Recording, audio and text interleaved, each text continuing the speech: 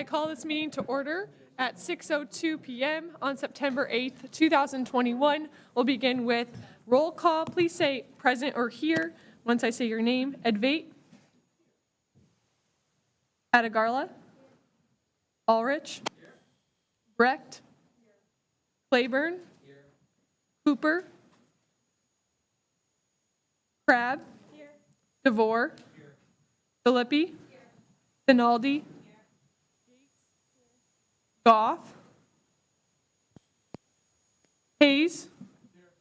Lent. Martinez. McCready. Paulson. Brisvik.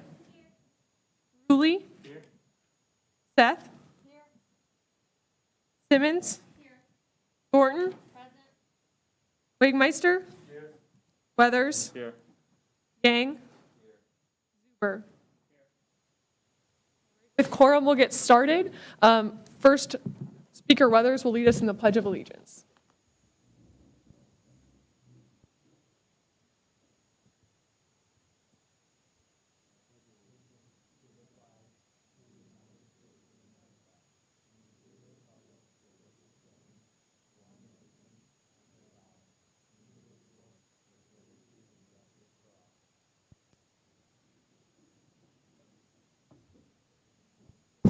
Next is our program. It's Ad Hoc Committee on Student Government Reform, the final report tonight with Director Flores.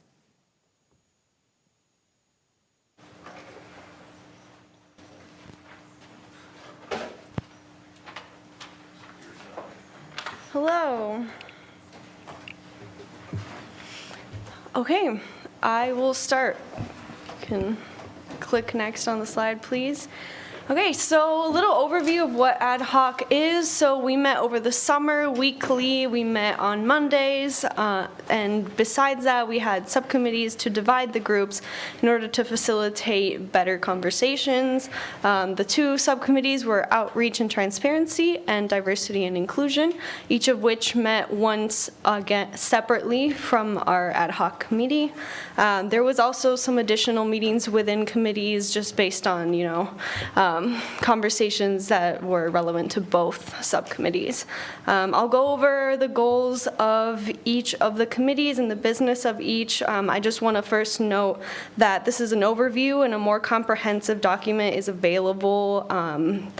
I think Dawson will send it out later, and I will answer questions at the end.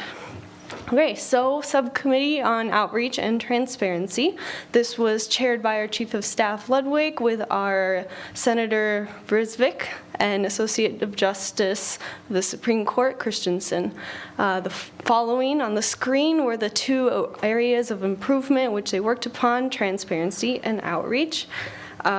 First, on transparency, if you could click the next slide, please. So those are some really brief examples of some of the things that they worked upon. This is relating to transparency. ADA standards for the website are kind of what that means by increasing accessibility. This would be the IT director to give a training on ADA standards for the website to committee chairs, making pages more functional, making sure they're constantly being filled out and updated.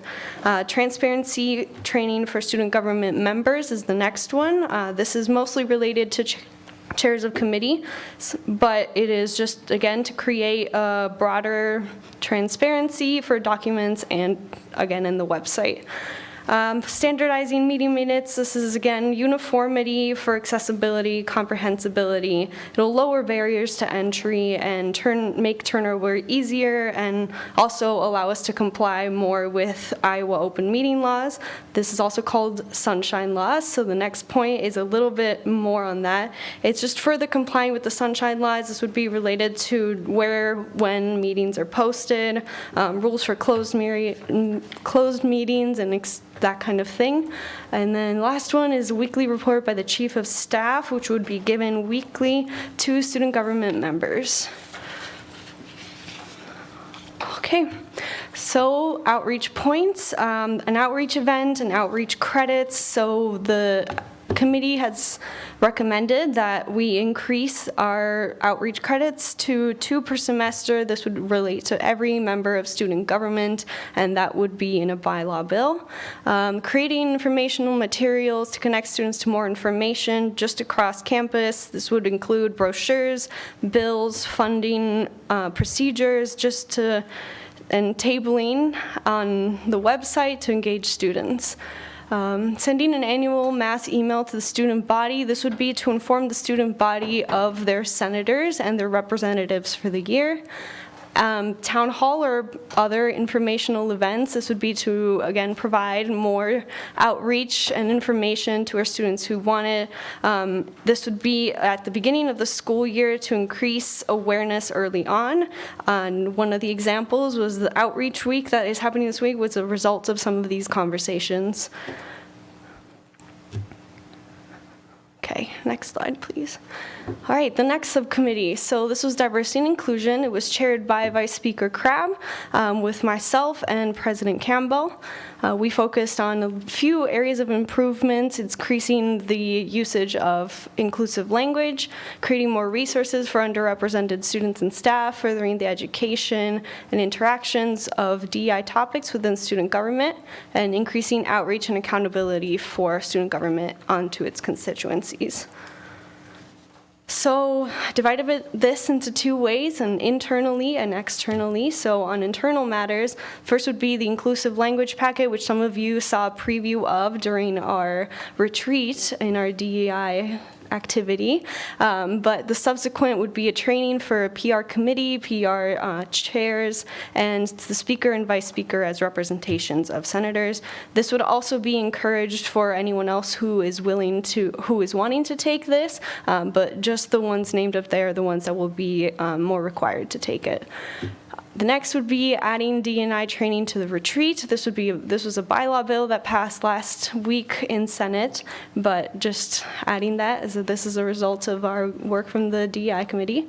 Better defining the role for Director of International Student Experience, a new role which Director Sun has been filling inaugurally. Discussing DEI topics in Omni. So Omni is the mentor-mentee program within student government. This would be an encouragement for mentors to discuss DEI topics with their mentees, and they can do so by finding one person in a DEI committee and asking for topics if they want to. Increasing the number of multicultural clubs and programs. This is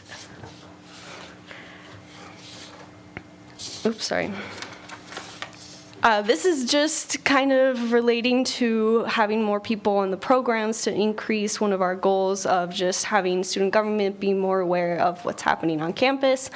We also encourage all of you to find these multicultural clubs or any other related program that would be related to D&I topics. Okay, so other internal matters. So relating the importance of N-score, I-score to student government. For those of you who know, this is just a leadership conference related to DEI topics that the school gives more towards the next semester. Ensuring cabinet secures their own DEI goals. So we are encouraging all cabinet members to have at least one diversity and inclusion goal within their own field. Next one is creating a new director position, Ford. So this is the Finance Outreach and Reduction of Disparities Director within Finance Committee that would also be an ex officio to D&I Committee.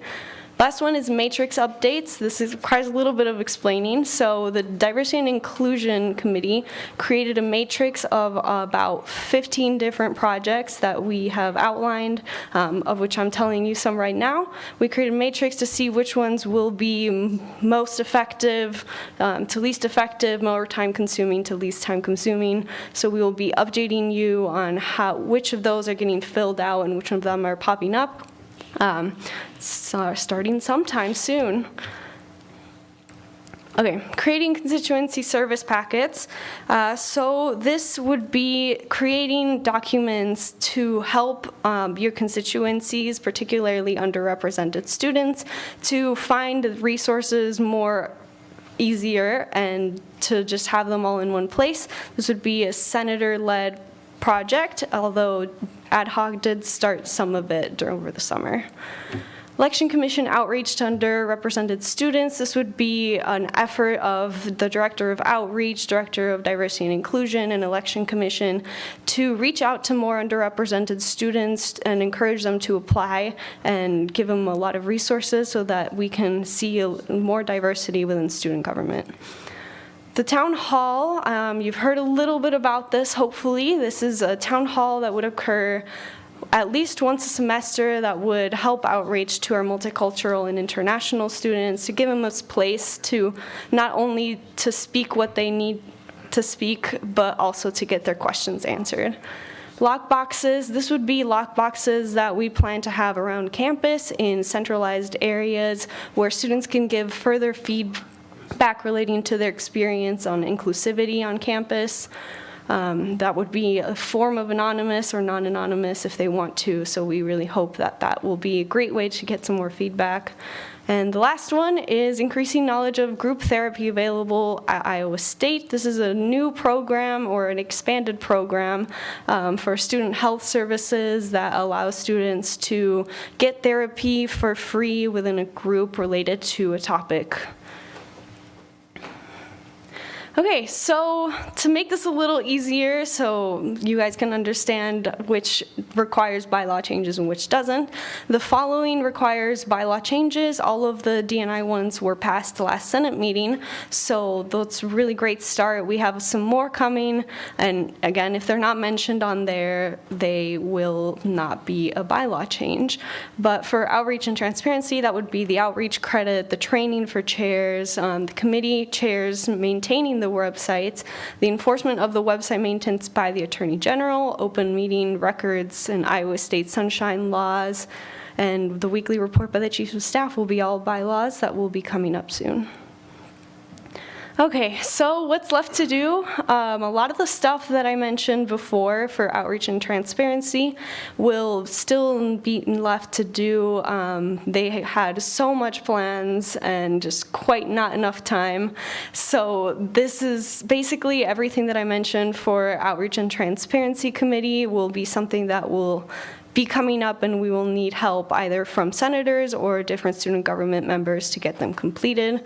I listed them directly on there, but I did mention them before, so I'm going to continue to the next one. So for diversity and inclusion, the inclusive language training guide is completed. We are moving on to the stages of training, discussing D&I topics at Omni, increasing the number of multicultural clubs on campus. This is effort was begun by ad hoc, but again, we're requesting a little bit of help getting those clubs here. Relating the importance of N-Score, I-Score, this will be a continuing effort. Ensuring Cabinet secures their goals. We are actually going to be discussing D&I goals next Cabinet meeting on Sunday. Matrix updates will be coming. Constituency survey packets will also need to be done, and Election Commission, Town Hall, and lockboxes are on their way. Okay, so for senators here, this is what we need you guys to contribute to. If you want to take a picture of the screen or write it down so you kind of can remember to keep up on this. So updating the website and taking website training. This is mostly for committee chairs, but whoever that task is delegated to will need to do that. Attending the outreach events, so 2 credits is again the required. And the bylaw will be coming, so you'll be voting on that too. Training for agenda and meeting minutes, standardization. This is something that all student government members will need to be doing, so keep an eye out for that. Next one is creating information material to educate and inform student populations. This is 2 different sections, the outreach and transparency documents, which includes the brochures and bill procedures that I talked about, and the D&I version of constituency documents for multicultural students. Each senator will need to create these packets for D&I to have their constituencies, and they can use the Diversity and Inclusion Committee to help them do that. Running out of breath. Okay, the next one is the inclusive language training for PR committee, speaker, vice speaker, and again, for anyone who is interested in doing that, discussing D&I topics for mentors of Omni, and recommending multicultural student programs to come here, and the last one is just attending N-Score, I-Score. That is all that I have. I did not put a last slide, but I can take questions now. Others? Yeah, I just wanted to thank Alejandra for condensing months of work from the ad hoc committee into a single presentation and into a final report. It wasn't easy because we covered a lot of topics, but I want to thank her for doing that. Also, if all of you check your emails, I sent out the 16-page detailed version of this final report to all of you. If you want to look at that now, I think this would be an excellent time to ask questions of us, ask questions of everyone who is on the committee. So I'll give you a few minutes to do that. But essentially what this is, the ad hoc committee is now dissolved after the Senate meeting. So all of our work, all of our ideas, our projects, things like that, they are now out in the open, they're up to you. So as you progress through Senate and student government at large throughout the rest of the year, this will be a resource to you. You can look at it for brainstorming, you can look at it for details on projects you might want to accomplish, things like that. So go ahead and take a look at that, and thanks again, Alejandra. Senator Hayes? Hi. Yeah, I mean, I'm looking through the email right now, looking for probably the answer that I'm looking for. But I was wondering, so like when you talk about like creating informative materials and like also having like inclusive language training, I just wanted to know like where those resources are coming from and like if there's like a standardized like thing that we all are learning or like that we're all giving out or like what that sort of will look like. Sure. So the inclusive language training I'll do first. So I will be reaching out to the required people, the ones listed there, to schedule a time to do the training. If you are further interested, just email me. My email is lxf@iastate.edu. Yeah, that is how that one will work. So if you're interested, just email me and we'll get you added to that. For the materials, so there won't be a standardized one quite yet for the diversity and inclusion multicultural student program things that I was talking about. For the outreach and transparency brochures and stuff, those will be standardized as part of the bylaw to just standardize documents. So more information will be coming. We'll do the bylaw first and then continue on. I'm not 100% sure what that next step will be, but if hopefully that clears something up. Gotcha. Yes. Sorry, maybe I missed this or maybe I just didn't understand, but yeah, so I'm talking about, so for the inclusive language training like materials are like who is like creating the program that like PR committee and the speaker and vice speaker are going to be like learning about? Oh, okay. I created that over the summer. I used resources from different universities and the different HR programs that are nationally known to kind of make a big list that would be concise and more relevant to student government. Gotcha. Thank you very much. Senator Rios?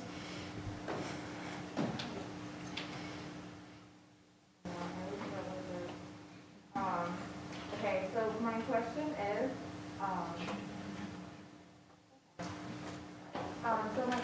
so it said that you would include multicultural groups.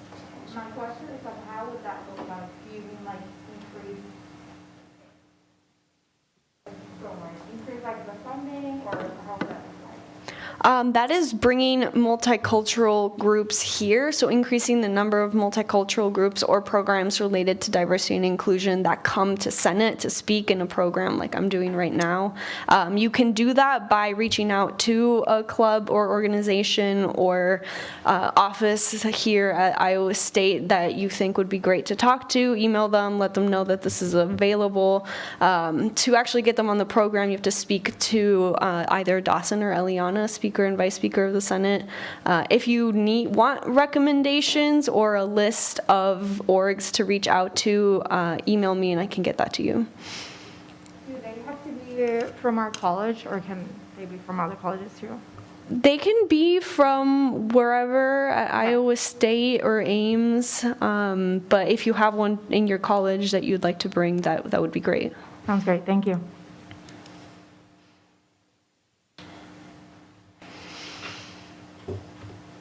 Any other questions for Director Flores? Thank you so much.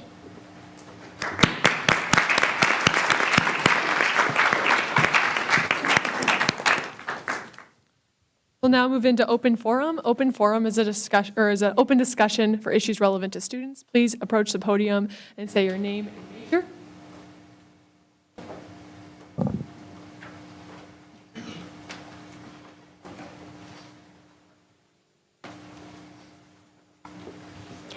Good evening, everyone. My name is Julia Campbell, and I'm serving as student body president this year.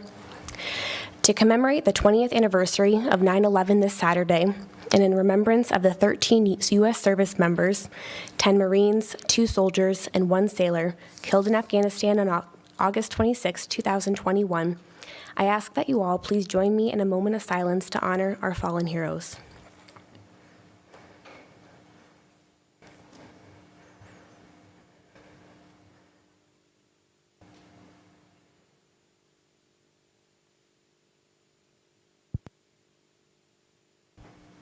Thank you.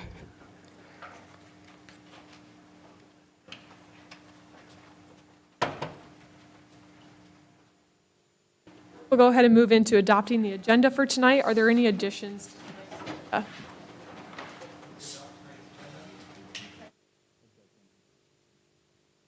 Senator Rulli? I move to pick up Triathlon Club budget shuffle from the table. Is there a second? Second. Been moved and seconded to pick back up the Triathlon Club budget shuffle. Yeah. So any objection to doing that? Go ahead and add that back to the agenda tonight. Any other additions to tonight's agenda? Any objection? Is adopted. Now moving on to the approval of the minutes from last week.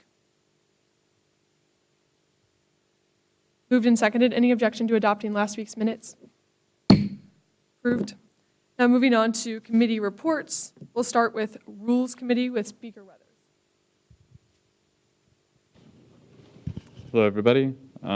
Rules Committee performed its first confirmation hearings of the nominees that you'll see tonight. The majority of those passed unanimously. Rules Committee approved them favorably.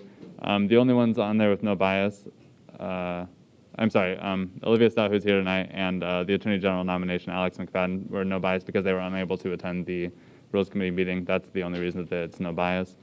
We also discussed the Bill 009Y that you'll see tonight, moving CVM office hours. That was sent to Senate favorably, unanimously, but that I think there's still discussion to be had on that, and I think you'll hear some of that tonight. And then I think, yeah, that concludes Rules Committee's business.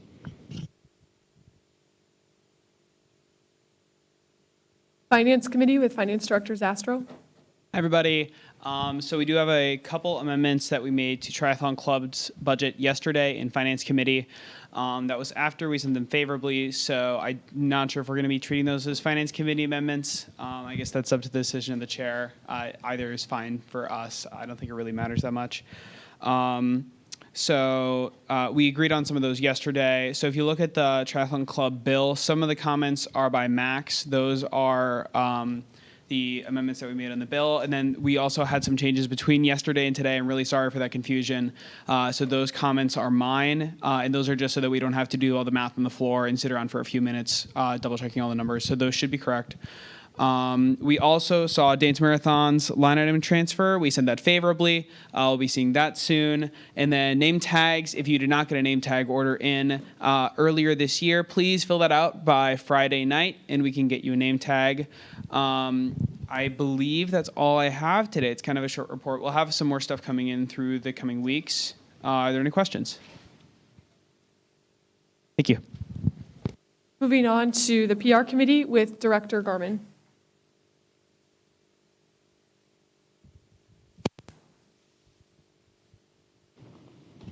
Hello, everyone. I have lots. Christian couldn't be here tonight, so I am going to just remind you guys all that you can sign up for outreach stuff on the MIS for tabling slots, and then for mass whiteboarding, which will happen that Friday. Free pizza will be provided at that. It is required of all student government members to speak at a class and student organization. Christian is finishing up making the presentation for you guys to present at organization, so he said that you guys should be seeing that at the beginning of next week. And then, thank you for everyone that helped today at Club Fest. We got a lot of names down and a lot of interest, so that was good. We had our first PR committee meeting last night where we discussed a lot of just upcoming things and housekeeping things. And our at-large PR committee applications are open, so if you know anybody that's interested in PR, feel free to share that. We are filling about 6 to 7 at-large positions.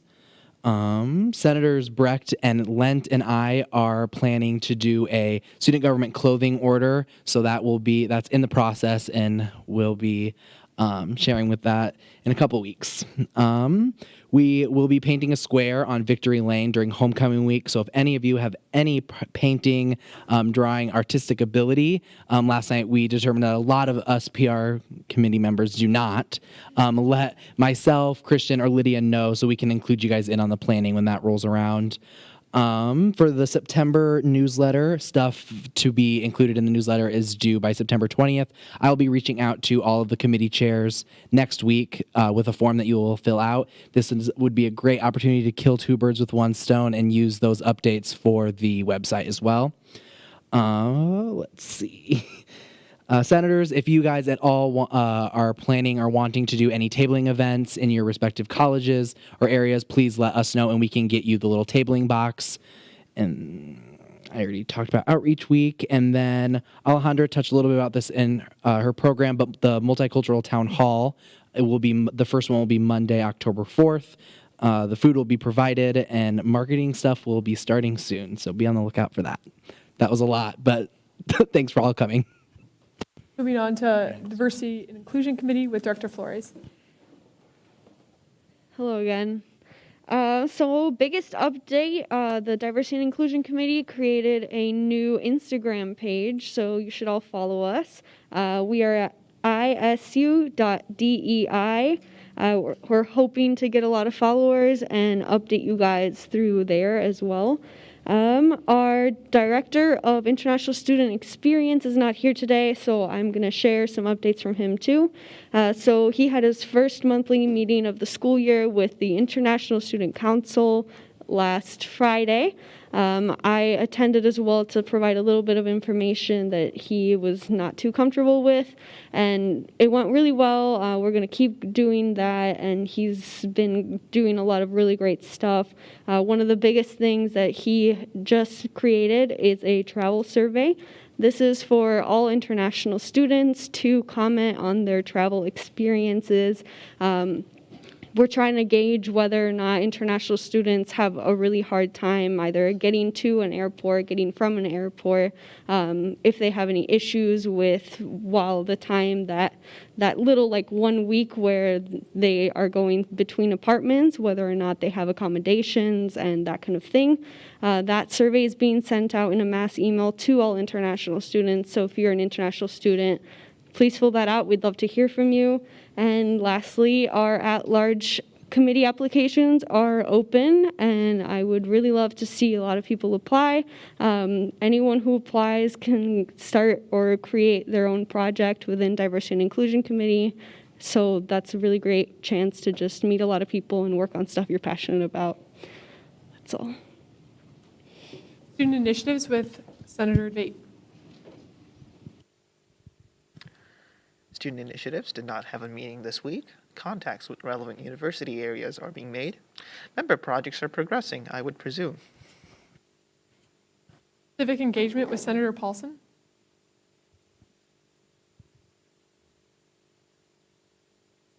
Hi, I don't have any big updates. I have a couple meetings this week with a couple different groups just to talk about hopefully doing some different civic engagement events. But yeah, I should have more next week.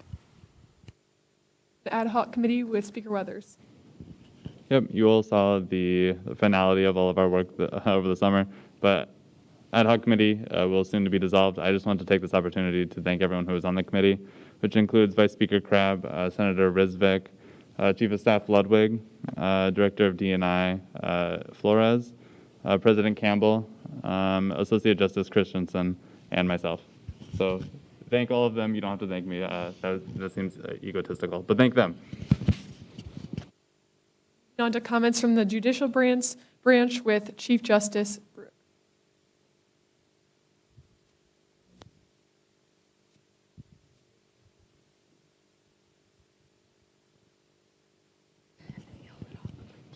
Okay.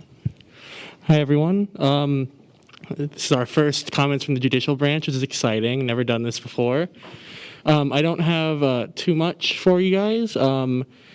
This coming Monday, we're going to have, the Supreme Court is having our first meeting discussing the rules of the court. Per the bylaws, we are required to annually review and make changes to the rules of the court that we feel are necessary. So we're going to be beginning that on Monday. And that should be a process that'll take a couple weeks. So we'll eventually be getting somewhere on that, and we'll have a public hearing where all student government members and members of the public can come and comment on that. So you'll be hearing about that in the coming weeks. Other than that, that's all I've got. Comments from the executive branch with President Campbell. Hey, good evening, everyone. Great to see some new faces in the room, so welcome to Student Government's meeting tonight. With that, you should see the Campbell Scoop Executive Update number 6 in your email inboxes. Just a couple updates for you over the past week and also some ongoing things. Number 1, a campus COVID-19 vaccination update. There's some numbers within your inbox. As of September 2nd, at Iowa State, 459 doses of the vaccine had been administered throughout the fall semester so far. That means more than 7,500 people have been vaccinated on campus since December of 2020, representing more than 12,700 doses. And that goes to a lot of different groups, which is really cool to see the collaboration. Additionally, there's some resources linked if you have any information or any other people have information or they have questions.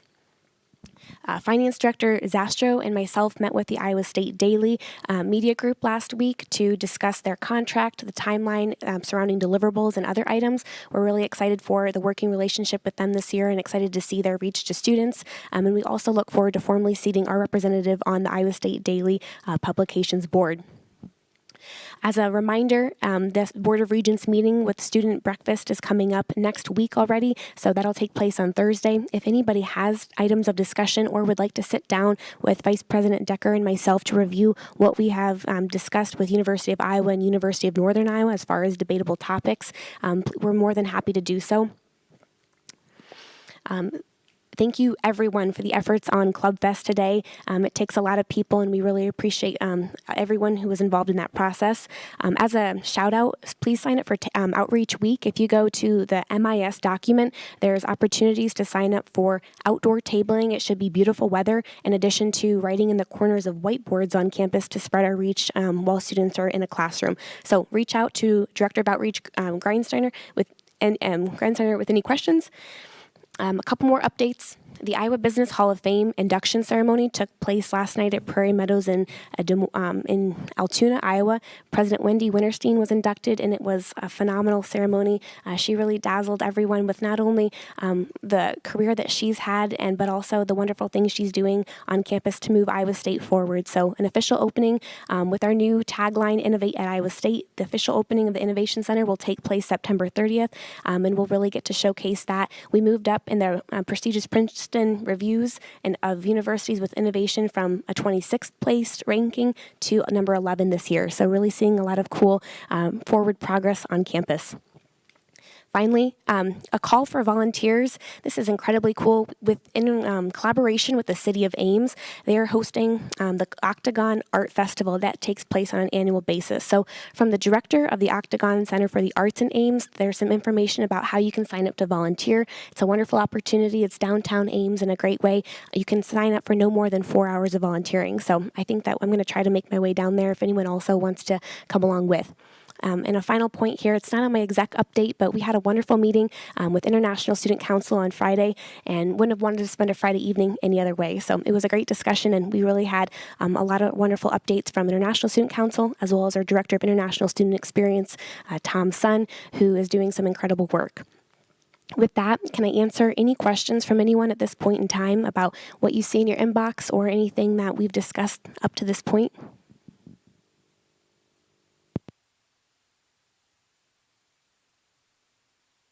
All right, seeing no questions, I'll turn it back. All right, moving on to general orders. We'll start with 2021-2-006F, Triathlon Club Budget Shuffle with Senator Wegmeister. If Triathlon Club has anything to discuss to start off, we'll go ahead and do that.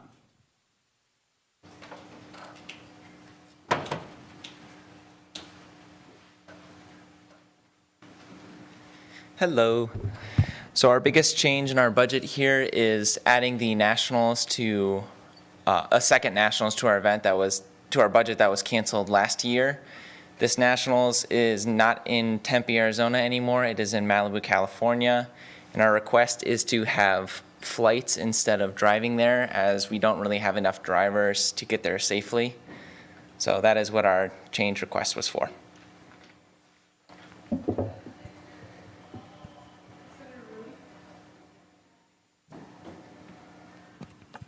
Is that okay? These amendments listed on the doc were, this is what Mason was talking about earlier, these amendments on the doc were after we sent it favorably. Would I be allowed to just move to adopt these amendments? I was asking Dawson if I'm allowed to. Is that fine? That's fine. Okay. And there's been a motion to adopt the amendments listed on the document. And a second, any objection? Voting? Okay, well, now we're on the discussion period for the amendments that are on the side there. Question has been called for. Any objection to voting now? Go into a voting period. Unanimous consent has been called for. Any objection to adding those amendments unanimously? All right, the amendment's been added. Now we're back on the main motion. Senator Rulli? Yeah, so that just fixes all the stuff. Basically, an event was dropped. If that was, I think if the events were dropped, you said you were planning on flying. So now we dropped the trailers off of there. That's essentially what that did. And now this should be the final version of what they're funding. So I will yield.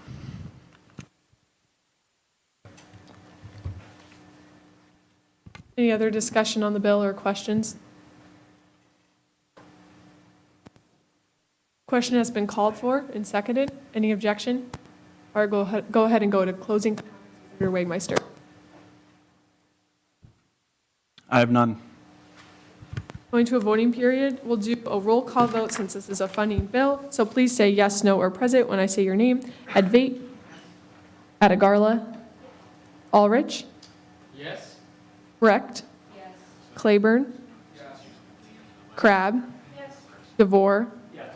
Filippi. Yes. Finaldi. Yes. Gates. Yes. Hayes. Yes. Lent. Yes. Rios. Yes. McCree, just kidding, Paulson. Yes. Risvik. Yes. Rulli. Yes. Seth. Yes. Simmons. Yes. Thornton. Yes. Wegmeister. Yes. Weathers. Yes. Yang. Zuber. Yes. I have a vote to 23 to 0. The bill passes. Moving on to 2021-2-008F, Dance Marathon, line item transfer, Senator Rulli. Yeah, would the rep for Dance Marathon like to go up to the podium over here?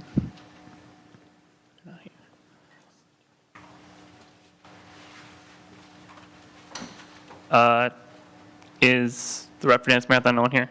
Okay, I think there's some stuff. I had some questions for the for the club. So if they're not here right now, I'm going to move to table this bill indefinitely until we pick it back up. It's been moved and seconded to table this bill indefinitely. Is there any objection? We'll vote on that then. Unanimous consent has been called for. Any objection to tabling this motion indefinitely? All right. The motion's been tabled. We'll go ahead and move on to internal matters, special orders 2021-2-001 ST, confirming the nomination of Senator with Speaker Weathers.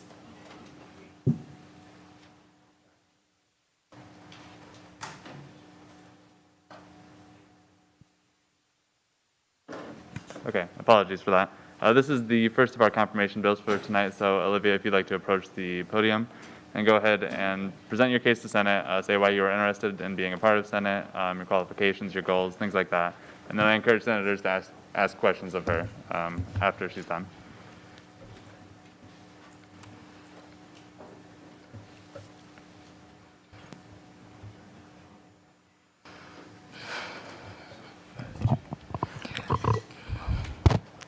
Hi everyone, I'm Olivia Stout. I am a sophomore majoring in agriculture and society with a minor in political science. I'm from Marble Rock, Iowa. I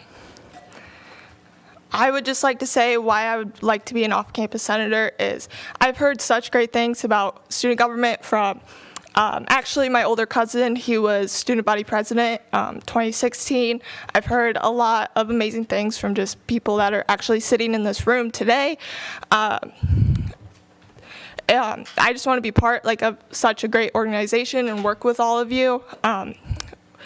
Being an off-campus senator specifically, there's majority of the population at Iowa State lives off campus, and I just want to keep their interests and wants in the forefront of my actions and represent them very accurately.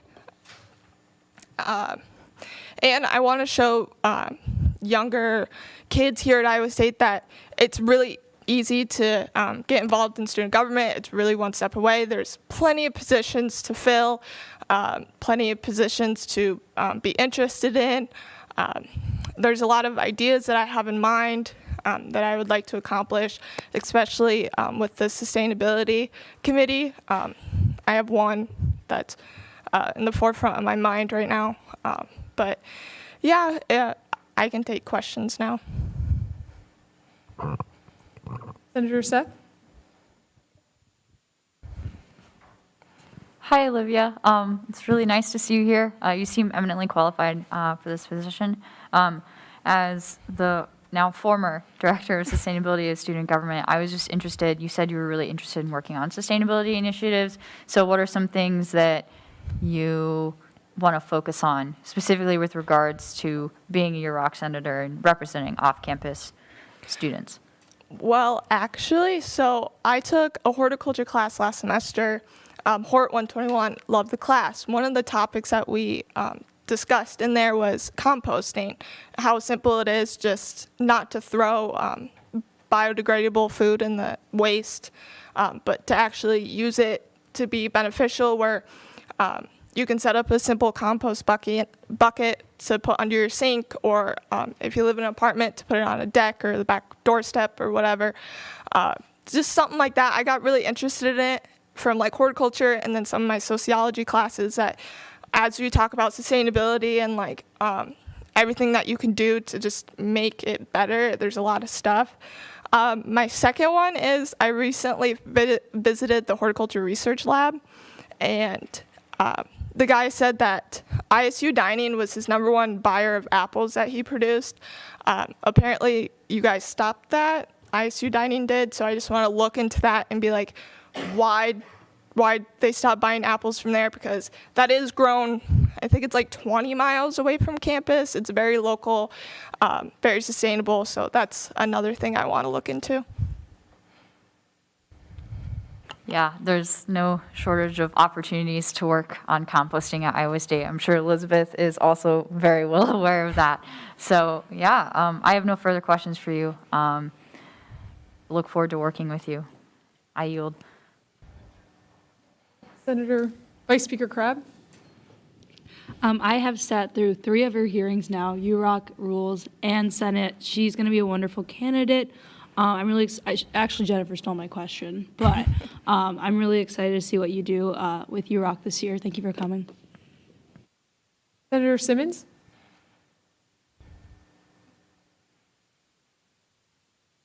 Hello, Olivia. I was just wondering, what committees do you plan on being involved in, since as a senator you are required to sit on at least one committee?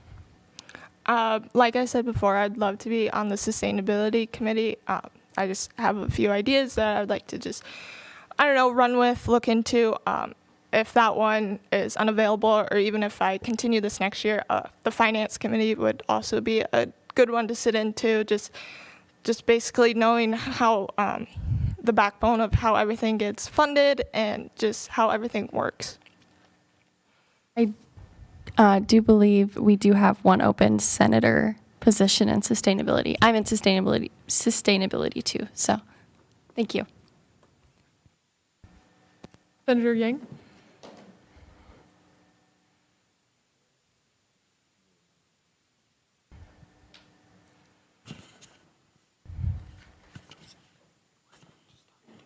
What are some off-campus issues that you're interested in? Because I live off-campus, so that's something that concerns me as well. One of the main ones that I can think of is just knowing all the opportunities where to live off campus. I knew I was talking about that with a couple of my roommates, is when we were looking for an apartment, like out of the dorms last semester, the only apartments that we knew of were A, where my cousins lived, and B, where my sister lived, and then C, where a couple other family members of my roommates live. So just getting, I don't want to say a list, but just the idea of like what housing is available in Ames and around the campus, and even maybe the campus apartments here, just having a full list of what's in your budget, where do you want to live, what's convenient, what space do you want, and stuff like that. Senator Zuber? I was just curious what leadership experience you have that might be relevant to serving on student government. So thinking back to just high school, I was the vice president and president of my 4-H club.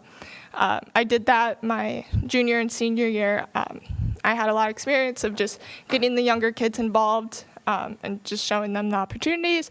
And then freshman, sophomore, junior, and senior year, I was class officer for every single one of them. My senior year, I was senior class president. So I went with that, and I got elected by my peers to be their voice when it came to student government at my high school. So those are a few. I'm just also a member of some other clubs, like I'm a member of the Hort Club here. I'm member of the Black and Bridal. So not only leadership, like I know how to be a good member and a good teammate also. Yeah, experience like that helps a lot on student government, and it sounds like you're very qualified. I yield. Senator Filippi?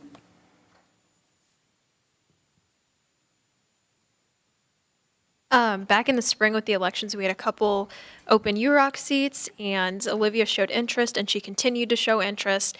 And one item that I really admired about her was her positive attitude and her ability just to stick things through. As she said, she has a vast background in a variety of areas that will be very beneficial towards student government. So with that, I urge a yes vote. Is there any further questions for the nominee? Question has been called for and seconded. Any objection to voting now? Any closing comments, Dawson? No closing comments. We'll go ahead and go into a voting period. Unanimous consent has been called for. Is there any objection to confirming the nominee unanimously? Congratulations. Okay, actually stay on up there. We're going to do the confirmation. We have our Chief Justice here, so we can confirm you right away.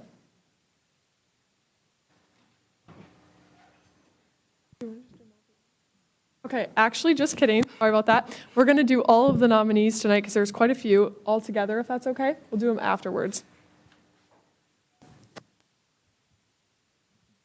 Okay, moving on to 2021-2-002 SD, confirming the nomination of a Residence Hall Senator with Speaker Weathers. All right, Edward, if you'd like to go ahead and approach the lectern, give the same sort of thing, and everybody ask questions of Edward as well. Rules Committee saw his, we had a hearing to review his nomination, and it passed favorably, so keep that in mind. Hi, everyone. I'm Edward Mahoney. I do go by Eddie, though, and I was nominated to be a residence hall senator for student government, representing all the students living in the residence halls. I'm excited to be a voice for all the students living in the residence halls. I have been living in the residence halls for 4 years now. I lose track of time. I've been here so long. I'm a senior in computer science. And at various stages, I've been a member of IRHA, both as a voting member and a member of the IRHA executive team. So I have seen both sides of it, where we have really strong student government senators and not having any student government senators, or maybe only having one. So I'm well aware of how important student government representation is for students living in the residence halls, and I'm excited to hopefully be that voice for students living in the residence halls to get issues that are important to them to a big, grand level where they can hopefully be tackled. A couple of my big focuses that I'd really like to hone in on this year are mental health on campus, as well as LGBT representation. Those are two things that are very important to me.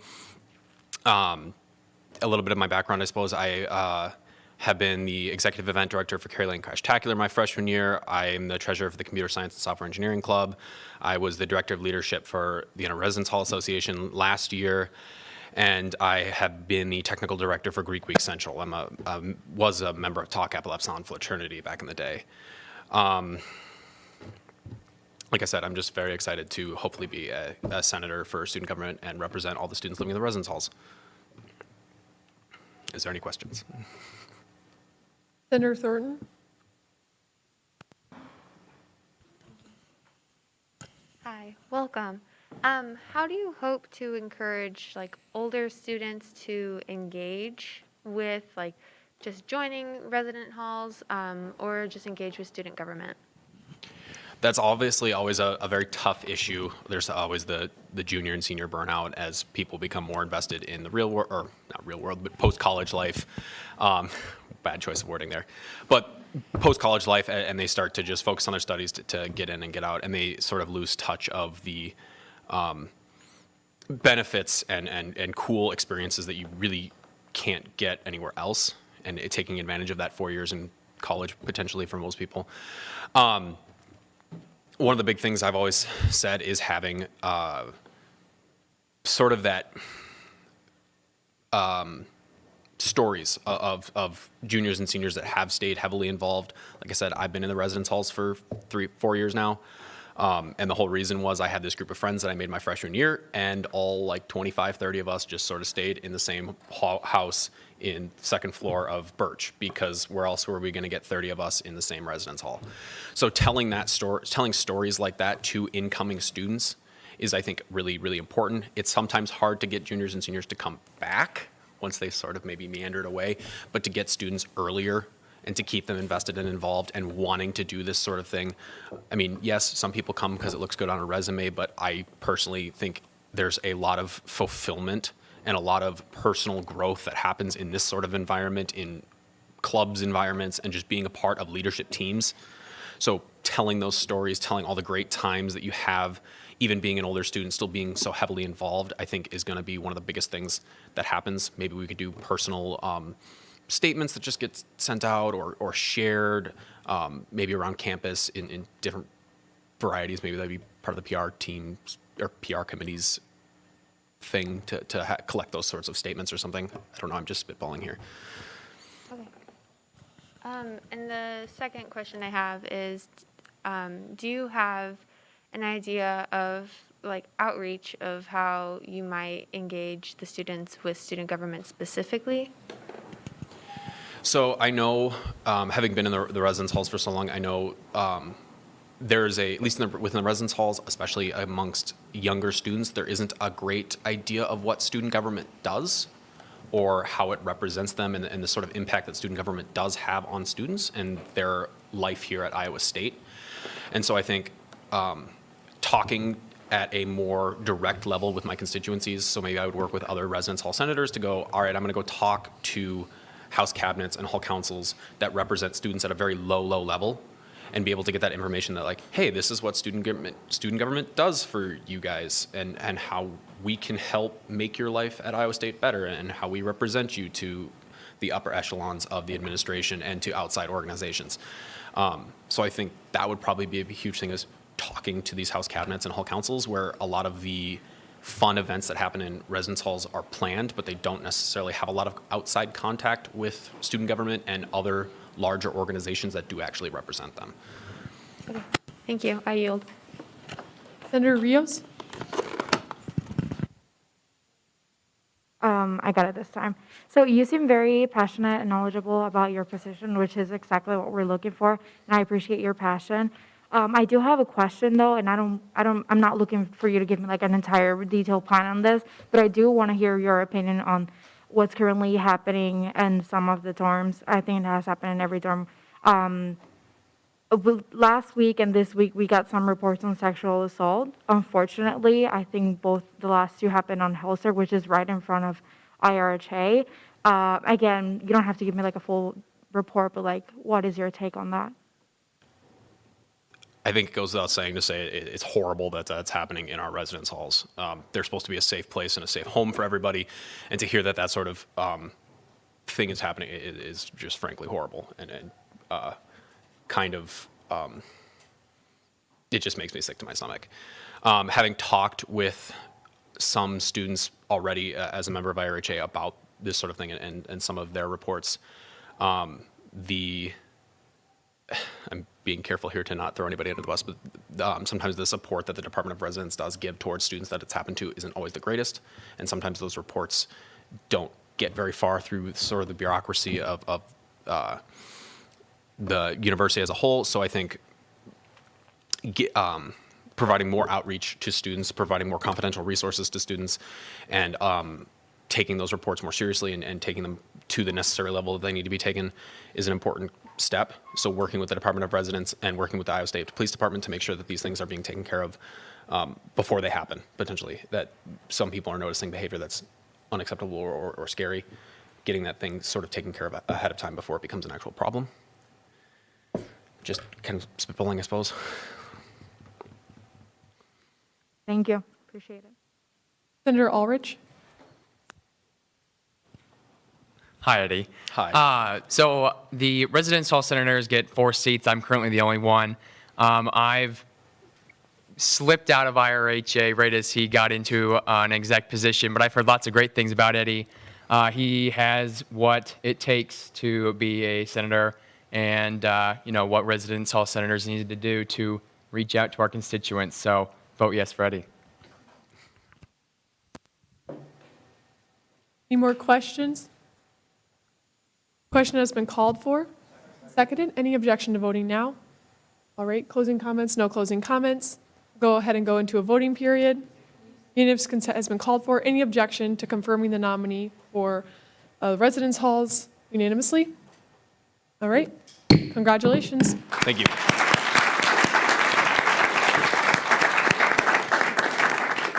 Moving on to 2021-2-003 SD, confirming the nomination of a graduate college senators with Speaker Weathers. Hey, John and Brittany, if you want to go ahead and approach the lectern, you can speak in whatever order you'd like to, but go ahead and approach now.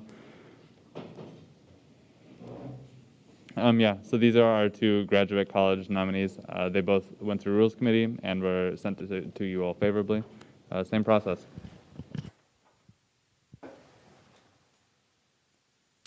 Hi, my name is Brittany. Brittany Skaggs. I am a 3rd-year veterinary student. I am from Gainesville, Florida. I am very interested in being a senator because I feel like as a graduate student, it is kind of difficult. I always think that I need a little bit of guidance somewhere, and I've always learned in my leadership classes that having empathy and showing that kindness towards other people is important, and that's why I am interested in being a part of the Senate, because I would like to be that voice for people, especially students in the graduate program. We tend to kind of segregate ourselves, especially the veterinary students, so that's kind of why I'm interested in joining the Senate. And I believe that student government is super important for all of us to be a voice for the student population.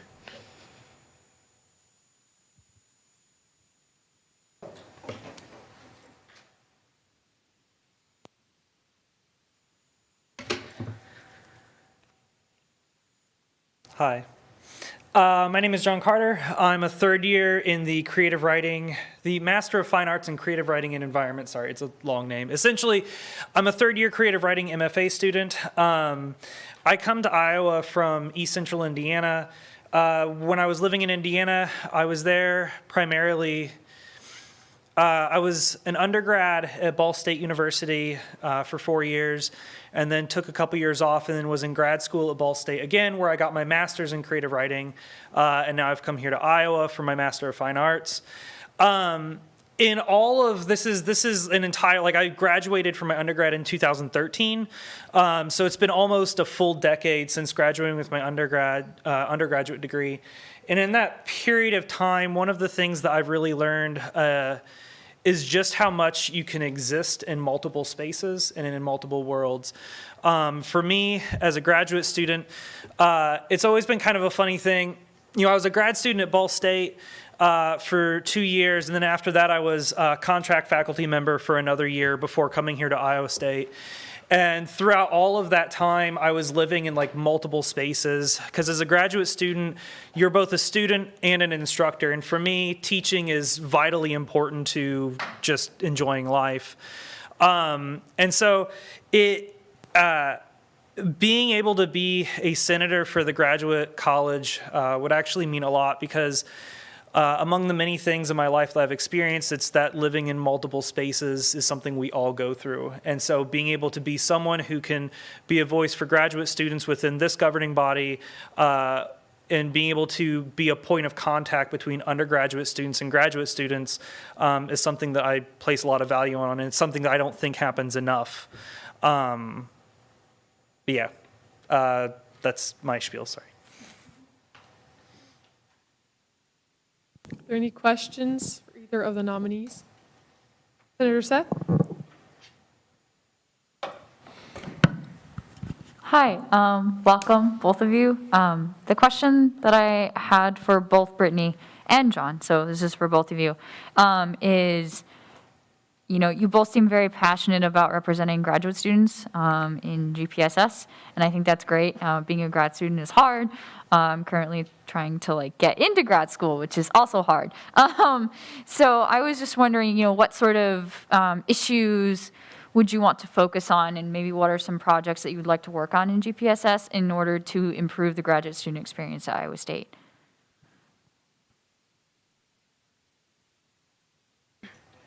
Again, I think going back to having sort of an open door policy and being that voice for people that aren't really sure where they should go. I know that we have, as senators, you all have office hours, and I think that that's something that's very important.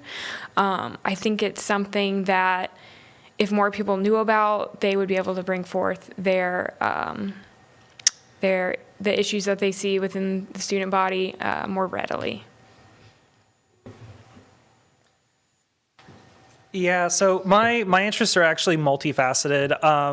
Primarily, one of my main interests is that I think that we often forget, and for those of you who are also student workers, so not just graduate students who have assistantships, but student workers in general, I think it's really easy to forget that student workers are workers. And so advocating for a livable wage, advocating for workers' rights, all of these things are really important to me. And as someone who grew up in a very rural, I grew up in a community, like in a cornfield, in a very rural community, workers' rights are something that really matter to me.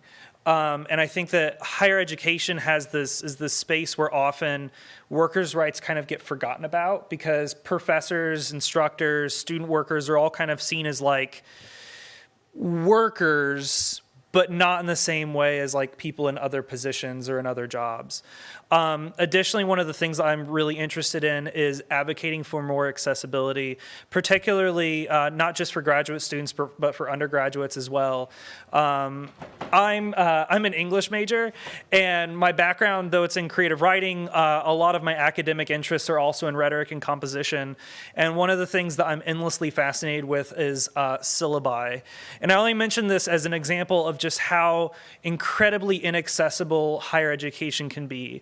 When looking at a syllabus, it's anymore mostly legalese, and professors complain like, well, why don't the students read the syllabus? Well, they don't read the syllabus because it's not readable. Accessibility when it comes to higher education is something that's really important to me, and so making processes within higher ed accessible for not just graduate students but undergraduates as well is something that I would love to advocate for. Thank you for sharing that. You both seem eminently qualified, and look forward to seeing you in GPSS. I will yield my time. Senator Yang?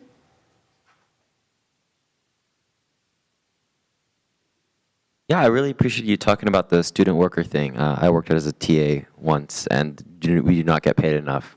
$10 an hour. I have another buddy who's getting paid that same amount too.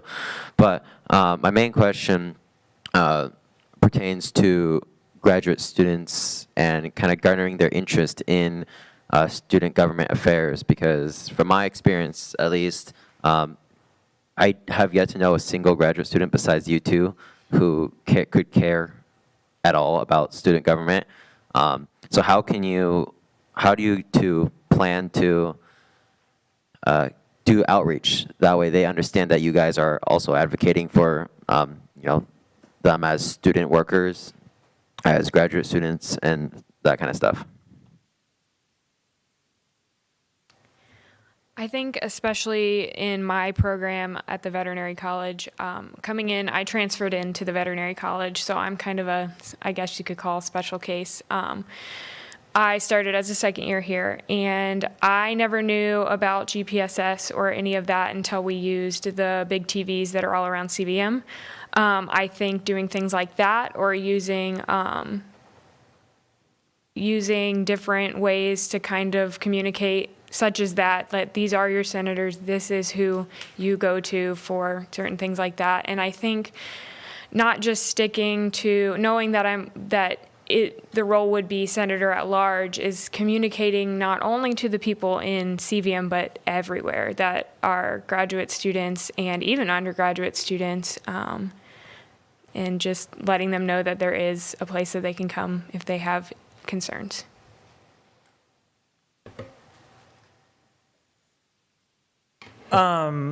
I think that a lot of it is reminding people that we're all one student body. I think that in higher ed especially, there's a tendency to separate people based on it's kind of like a class structure without anyone actually saying it's a class structure. Because you've got undergraduate students, you've got graduate students, you have contingent faculty, you have tenured faculty, you have tenured track faculty who are not yet tenured. There are all these different ways of organizing people at a university that ultimately kind of prevent them from being able to speak to one another effectively.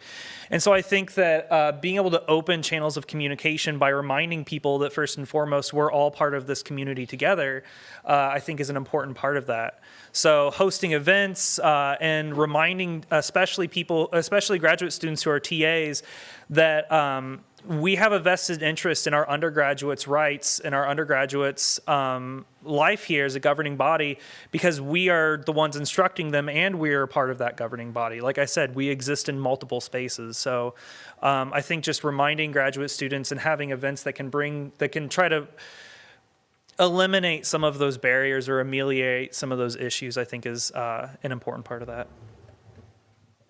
Well said, both of you. Thank you. Any other questions for the nominees? Question has been called for and seconded. Any objection to voting now? No closing comments. We'll go ahead and go into a voting period. Unanimous consent has been called for. Any objection to confirming both the nominees unanimously? Great. Congratulations.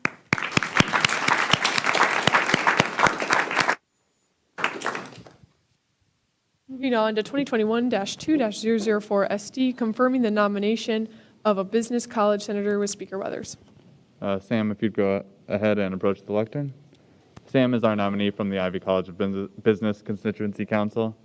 He also went through rules and was sent favorably. Yeah, same process. This is our last Senate confirmation for tonight in terms of new senators. All right.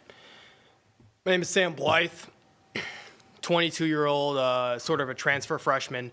Took a couple credits at DMAC that just ended up transferring here. So to be honest, I'm no different than some guy who came out of high school, really, in terms of credits. For the last while, I've been doing a lot of corporate contracts, anything from bare bones IT work to project management, asset management, budgeting, name a dead-end corporate job, I've probably done it. Came back here once the pay started dropping and stable jobs and promotions weren't really getting anywhere. So that's kind of why I'm here at Iowa State to begin with, kind of turn things around in my favor. As for why I'm here, wishing to be a senator, it's a couple different reasons. But I think the most important one is that as an older person myself and as someone who's going to have to be sticking around here for the next 4 years, I see it's not only my duty, but it's my obligation to provide effective and efficient solutions for the dreams and ideals that so many of my younger, unexperienced fellow students that are here at university. So I can't claim to say that I know anything really about the needs of the Ivy College of Business or its students, because that would just be an outright lie. But because of that, I'm willing to listen and provide the solutions in the best way possible. And that's something I feel as if I'm more than qualified to do. Thank you. Vice Speaker Crabb. Sorry, I don't know what happened with that. So you said that, I think it's really interesting that you touched on that you don't really know what your constituents want because you are a freshman, which is really cool. What ways are you thinking of getting into the Ivy College of Business and talking to your constituents? A big part of it too is I've met with some of the leaders over at the constituency council over there. And I do intend to make myself a regular figure at their meetings. As long as I can, from their perspective, they believe that they kind of bring up all the voices and stuff that they want done. That the rest, that it's kind of a sample size, how they told me. So I intend to talk to them, become a regular at their meetings, sort of deal, figure out exactly what they want, and if need be, I'll be willing to go down on the halls of Gearden, if need be, to kind of get an idea of what people want, and so I can have direction, because I can get it done, but I just need to listen to those around me who are willing to talk.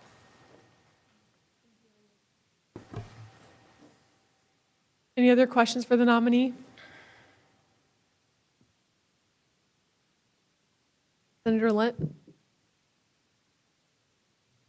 Hi, I was just wondering what organizations have you been a part of and been a participant of previously? In terms of organizations like this, I'll be honest, not many. But most of my experience in terms of leadership and communication comes from mostly corporate contracts working through various temp agencies and big companies in the even in the Des Moines area, for example. Worked with numerous clients over there. And I've worked anything from top to bottom sort of deal in terms of working in terms of a team and an organizational standpoint. So I bring more of a professional take and more of a corporate professional take in terms of getting to the solution instead of a traditional professional, in terms of difference in something like this. Senator Zuber? As we touched on with some of the other nominations tonight, as a senator, a part of student government, you have to serve on a committee. And so I was interested in what sort of committee you were thinking of being a part of. Honestly, it wasn't until you brought that up before that I actually took a hard thought of it. And seeing what committees are there, I still am undecided, but my intent would be to be with either the Finance or the PR committee, as both of them kind of share my goals in terms of taking the dreams and desires of younger, unexperienced students and giving it action, giving it substance. Senator Thornton?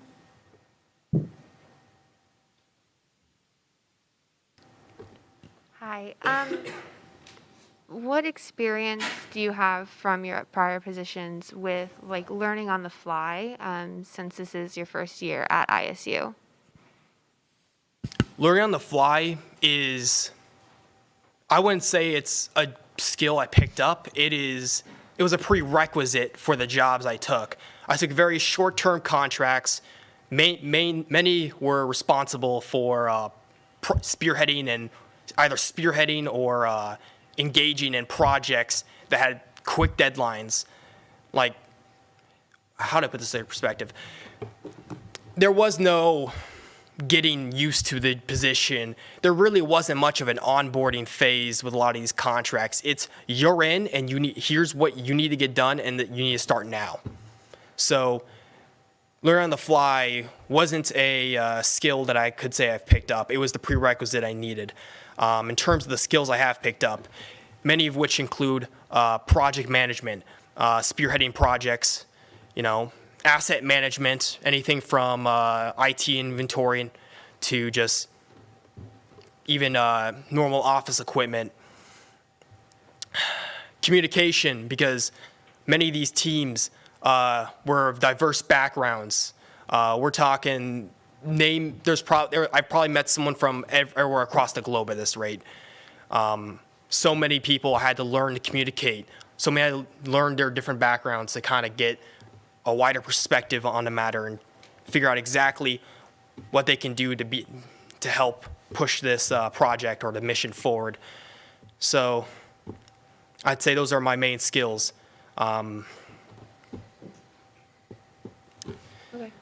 Okay, thank you. And if in the moment a constituent comes to you and asks you a question that you don't know the answer to, who would you go to find the answer? I guess that would require knowledge about the question specific, because depending on what they're asking for, that could be anyone in this room or it could be no one in this room that has the answer. I think it's as my job is to learn about everyone here, take in everything, and use what I know other people know, and then be the middleman. That's the best way to answer that, since it's a pretty open-ended question. Thank you. I yield. Senator Seth? Hi, you sound eminently qualified for this position, but I did have one question for you. You mentioned you mentioned kind of wanting to learn kind of like what people in the Ivy College of Business are looking for, like the more younger, underexperienced students, as you said. And so you kind of mentioned like being a regular presence at the constituency council meetings to kind of figure that out. But I was wondering if you are kind of wanting to expand upon that and really interact more with like the broader like Ivy College of Business in general. So I'm basically just asking about like other outreach plans that you have. So like that could be like going to speak at like College of Business organizations, because I know there are a few student organizations within Ivy College of Business, and so I just wanted to hear your thoughts about like kind of gaining a broader perspective outside of just what you hear in like constituency council. Yeah, and I agree with that, and those are excuse me, those are definitely avenues I intend on taking. I only brought up the constituency councils because when I was interviewing them, that's what they were recommending. just to get a more fair sample size of the college. But no, I do intend to, engage with all those organizations to figure out, because I want to get as much detail as possible. Because even with the correct sample size, without as much, there still could be people on the outlier that I'd be missing, and I'd be foolish to think that would be enough. So I do intend to gain as broad as perspective as possible. I only brought it up as a mere example, and it was based on their recommendations. Though I do intend to get as much as I can. So I apologize for that confusion. Yeah, thank you for clarifying that. I have no further questions. I will yield. Senator Hayes? Hi. So the roles of a senator, vary widely, but a lot of them are reaching out to your constituents and taking care of your constituency council, as well as like coming up with, ideas to solve, problems, as well as like coming up with ideas that just basically enhance campus life, even if there isn't a problem already. And so I just wanted to get like a clearer vision of like what some of the projects you have been thinking about, or like why this role, like coming in as a freshman, and deciding to be a senator right off the bat, like what qualifies you for this position rather than a more entry-level position, say in student government, that because a lot of us have some prior experience before jumping into this role. I just wanted to get your take on like what makes you qualified now. And you've been talking about like some of your corporate experiences. If you could maybe just go into like some specific details about it, because personally I just find that a lot of what you've been saying has been very vague. So I just want to get a read on some of that type of stuff. No, it's fine. It's being vague just for the sake of generalization. But to give a specific what you were asking for, I'm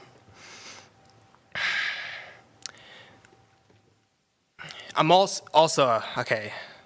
Thing is also is that many of these contracts, some of them did have like non-disclosure cases, but I think I can talk about this one specifically. Smaller bank, Bank of Iowa, was running a project a couple years back. In it, I had to provide I had to basically kind of roll out sort of upgrades, essentially. I guess is the best way to describe it. Ended up happening was that it was basically a kind of like interns were kind of work on it, is what they called us. But it was basically entry-level workers. But it ended up having to be a situation where I had to take control and kind of get things moving, because our supervisor, who was designated as a supervisor, ultimately left the role. So I decided to take control and kind of pursue the project and make sure get to its completion. The rollout was performed successfully and before deadline. That being said, that's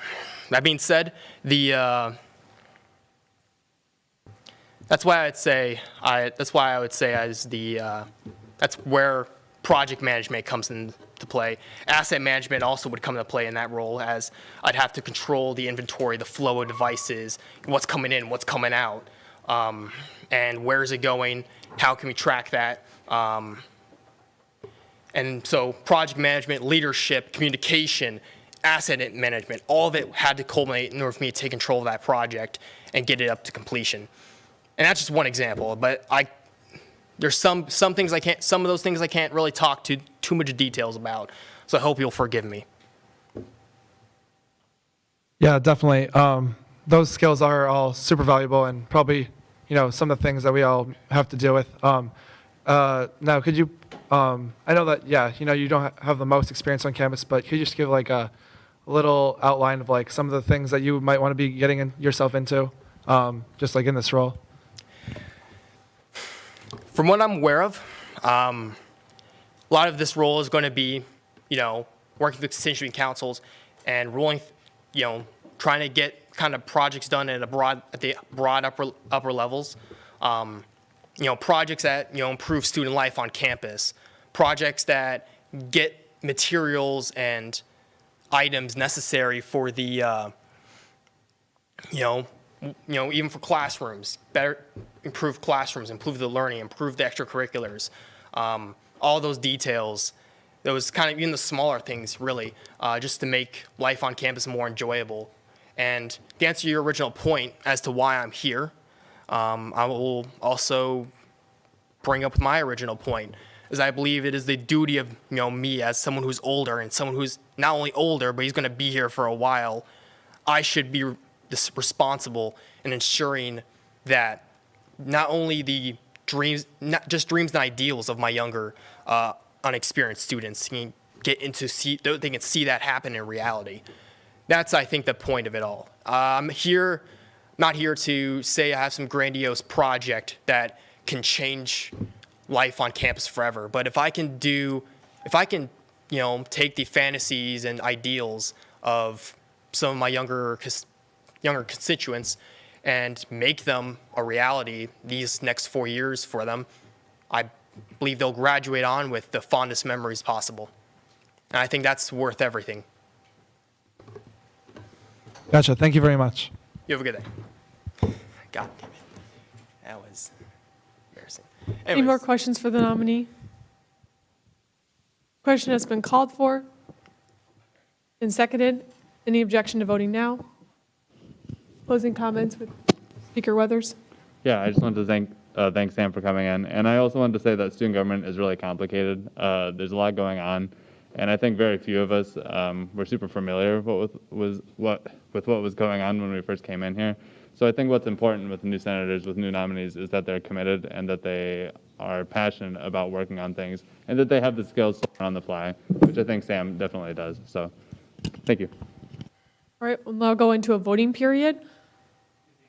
Unanimous consent has been called for. Is there any objection to confirming the nominee unanimously? There's been an objection. We'll go ahead and go into a placard vote then. So vote yes, no, or abstain. We'll begin with yeses.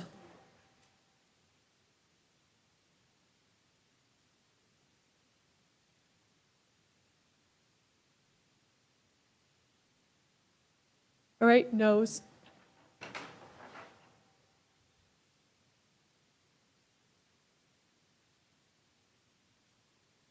And any abstentions? All right. Of a vote of 15 to 7 to 1, the nominee is confirmed. Thank you. Moving on to 2021-2-005 SC, confirming a nominee for Attorney General with Speaker Weathers. All right, Alex, if you'd like to approach the lectern. Alex was the Attorney General last year, and he is being reappointed to this position. I would imagine very few of you are familiar with what the Attorney General position is because it's a very new position. So I just wanted to give all of you a brief outline of their jobs as delineated in the bylaws. So basically, they investigate and prosecute offenses against the student body. So like if somebody commits an election violation or a finance violation, our Attorney General would prosecute a case against them within our own courts. They would also defend student government within our courts if, say, someone from the student body had an action or a suit they'd like to bring against student government as a whole. The Attorney General would act as our defense in that case. And also they will work to ensure compliance with student government law, state law, and federal law. So if, say, an officer of student government were to commit some infraction of state law or even student government law, the Attorney General would prosecute them on behalf of the student body within our own courts. So that may have been long-winded. Please ask questions about it. Alex, go ahead. All right. Well, thank you again, Julia Campbell, for nominating me again for the Attorney General position. My name is Alex McFadden, and I'm currently a junior in mechanical engineering, so I'm excited to be here. Just talking a little bit about myself, last year I kind of came in late as the Attorney General as there weren't any nominees, and I was recommended by Alex Cisa, who's one of the Chief Justices and my roommate, to join student government. And I thought it'd be a great opportunity to meet some new people and also help the student government with this new position. Going into the Attorney General position, since I came in later, I mostly dealt with election code violations, which is something that helped me. It definitely helped me get an idea of what the Attorney General would do. Some more things that some of the initiatives that I would like to take going forward with this position is just trying to flesh it out more. As Speaker Weathers said, that there are a lot of pieces that go into being the Attorney General, and since I'm being nominated much earlier in the school year, I hope to make myself more available to all the people in the student government to use me as a resource to bring cases forth and violations that they would like to bring forth to the Supreme Court. Some other things that I would like to focus on going forward are just in general finding new opportunities for improvement in this position and transparency and allowing students to know that this new position is available to them if they need to bring forth infractions. Are there any questions for our nominee? All right, okay, Senator Rios? Senator Risvik, excuse me. Hi, so my name's Emily. I actually used to be the election commissioner for 2 years. So I guess my first question for you is, so the spring semester is the busiest time period due to the elections, and then hearing a lot of violations. So I guess in that sense, what will you be doing in the fall semester leading up to the spring semester? That is maybe still up in the air. I still have to kind of figure out what the Attorney General will be doing during the fall semester. I wasn't available for this fall semester, and the position was created in the spring semester, so that is something that will be new to me and something that I'll definitely be exploring new opportunities as the Attorney General to do that if I am confirmed here. So that's something that I would definitely try to look into as a new I don't know, a facet of being the Attorney General.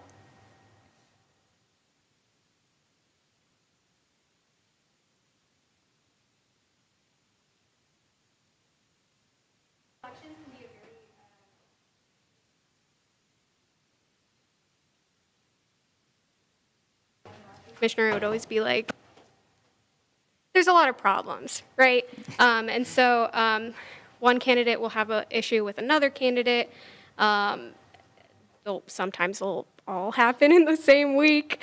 So I guess my question is, how are you going to open your schedule up and work with the Election Commission and the candidates to schedule violation hearings when they occur? So in the spring semester, there were a few occurrences where there were multiple concurrent violations that needed to be heard by the Election Commission. As for scheduling meetings, that was mainly done by the Election Commission themselves, but that would definitely be something that I would need to initiate going forward as the Attorney General. Trying to keep on top of all of these different cases is definitely an important part of this. And my schedule, seeing as I have gotten many of my general education courses done earlier as kind of first and second year undergraduate. So my schedule going forward is pretty light comparative to other mechanical engineers and engineering students. Saying that as, since this is such a new and important job to the student government, it's obviously probably going to be one of my top priorities below my studies going forward, to make myself open and checking emails, making sure that everyone knows where I'm at and what I need them from them to continue to move these cases forward.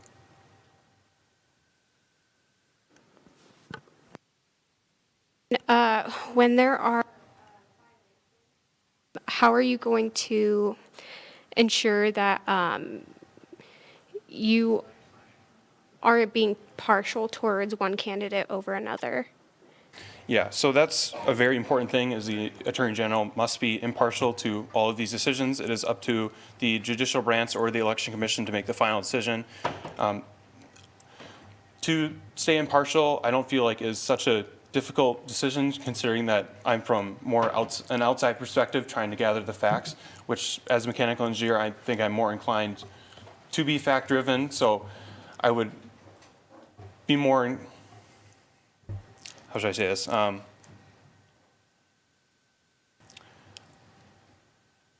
guess I would just be more inclined to find the facts and get to the root of the problem versus actually bringing my own opinions to the court. Yeah, sorry. Thank you, Alex. Vice Speaker Crabbe? I know that we've had a lot of conversations about the Attorney General and what their position is. Is there any way you'd want to expand or decrease any parts of your role?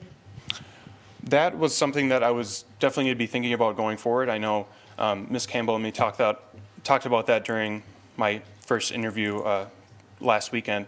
That is something that I'd definitely be interested in looking forward to and getting opinions back from maybe anyone in the student government who contacts me with violations they would like to hear or things that maybe that I should be doing and proposing changes to the bylaws to either expand or decrease my power. Since this is such a new position, again, it is important to look for new opportunities to improve the student government, and that's something that will definitely be an important part of my job going forward in the fall and spring semester. Perfect. I think Alex did a really good job last year. I urge you all to vote yes on him, and I call a question. There's been a call to question, a second. Any objection to voting now? All right, Senator Wegmeister? Sorry to delay progress, everyone. I just wanted to urge a yes vote tonight. Had a wonderful conversation with Alex, and we really look forward to his experience in this role and him had the ability for him to continue in this position. And I would encourage your support of him tonight. He's an excellent candidate.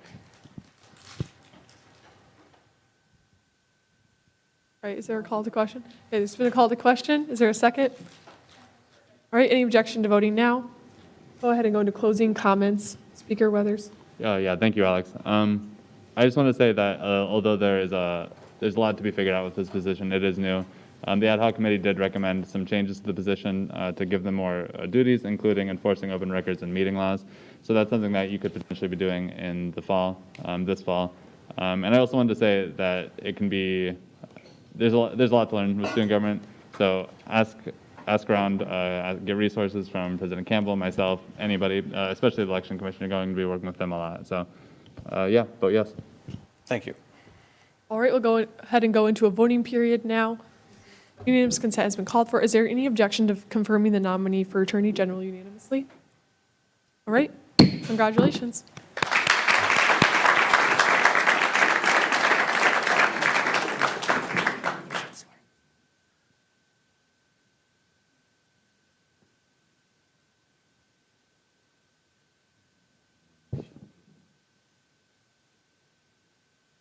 Okay, we're going to go ahead and confirm the senators now. So I want to invite the Chief Justice to come up to the front.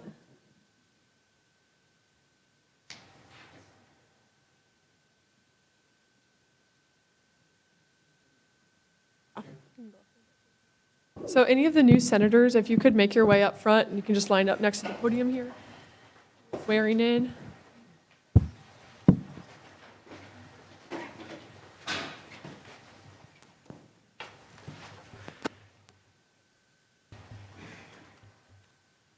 Would you please repeat after me? I solemnly swear or affirm. I solemnly swear or affirm. To execute the duties of my position. To execute the duties of my position. As prescribed in the Constitution. As prescribed in the Constitution.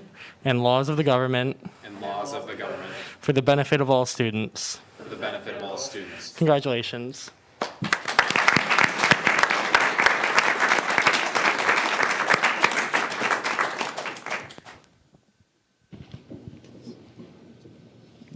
Speaker Weathers. I move to add Senators Blythe, Skaggs, Carter, Mahoney, and Stout to the roll. There's been a motion to add the new senators to the roll. In a second, any objection? All right, the new senators have been added to the roll. We'll go ahead and move on to 2021-2-006 SC, members of the Election Commission with Vice Speaker Crabbe.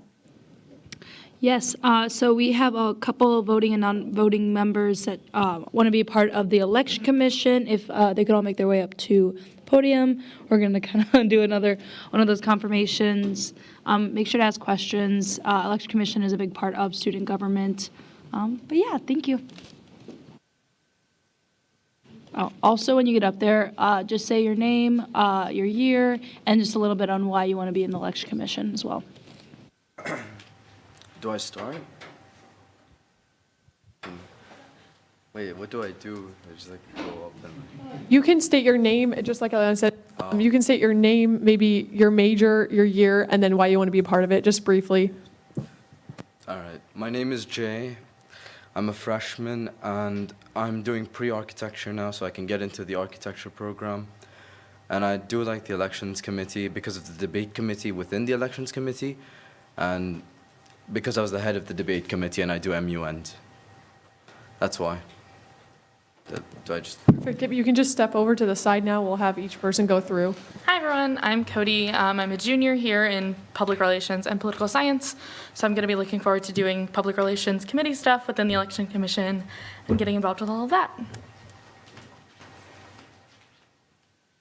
Hi, everyone. My name is Claire Muckler. I'm a junior double majoring in political science and psychology. I was interested in this position just because I've always had an interest for law, and then especially with this last U.S. presidential election, I just kind of wanted to see, help to have, especially the students here, to feel more comfortable with elections, just because people can be wary about what they're hearing now with just social media and stuff like that. So I'm really excited for the transparency and everything like that.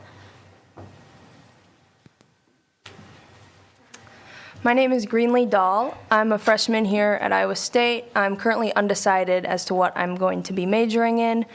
I was interested in joining this commission because I've always been involved and interested in government, and I've done mock elections, voter registration drives, so I understand the importance of fair, democratic elections, and I'm excited. Hi, my name is Alex Almquist. I'm a sophomore studying political science. And I'd really like to get my start in politics, and I think college is the best place to start. Just start early. So I'd really like to be a part of student government, and that is all.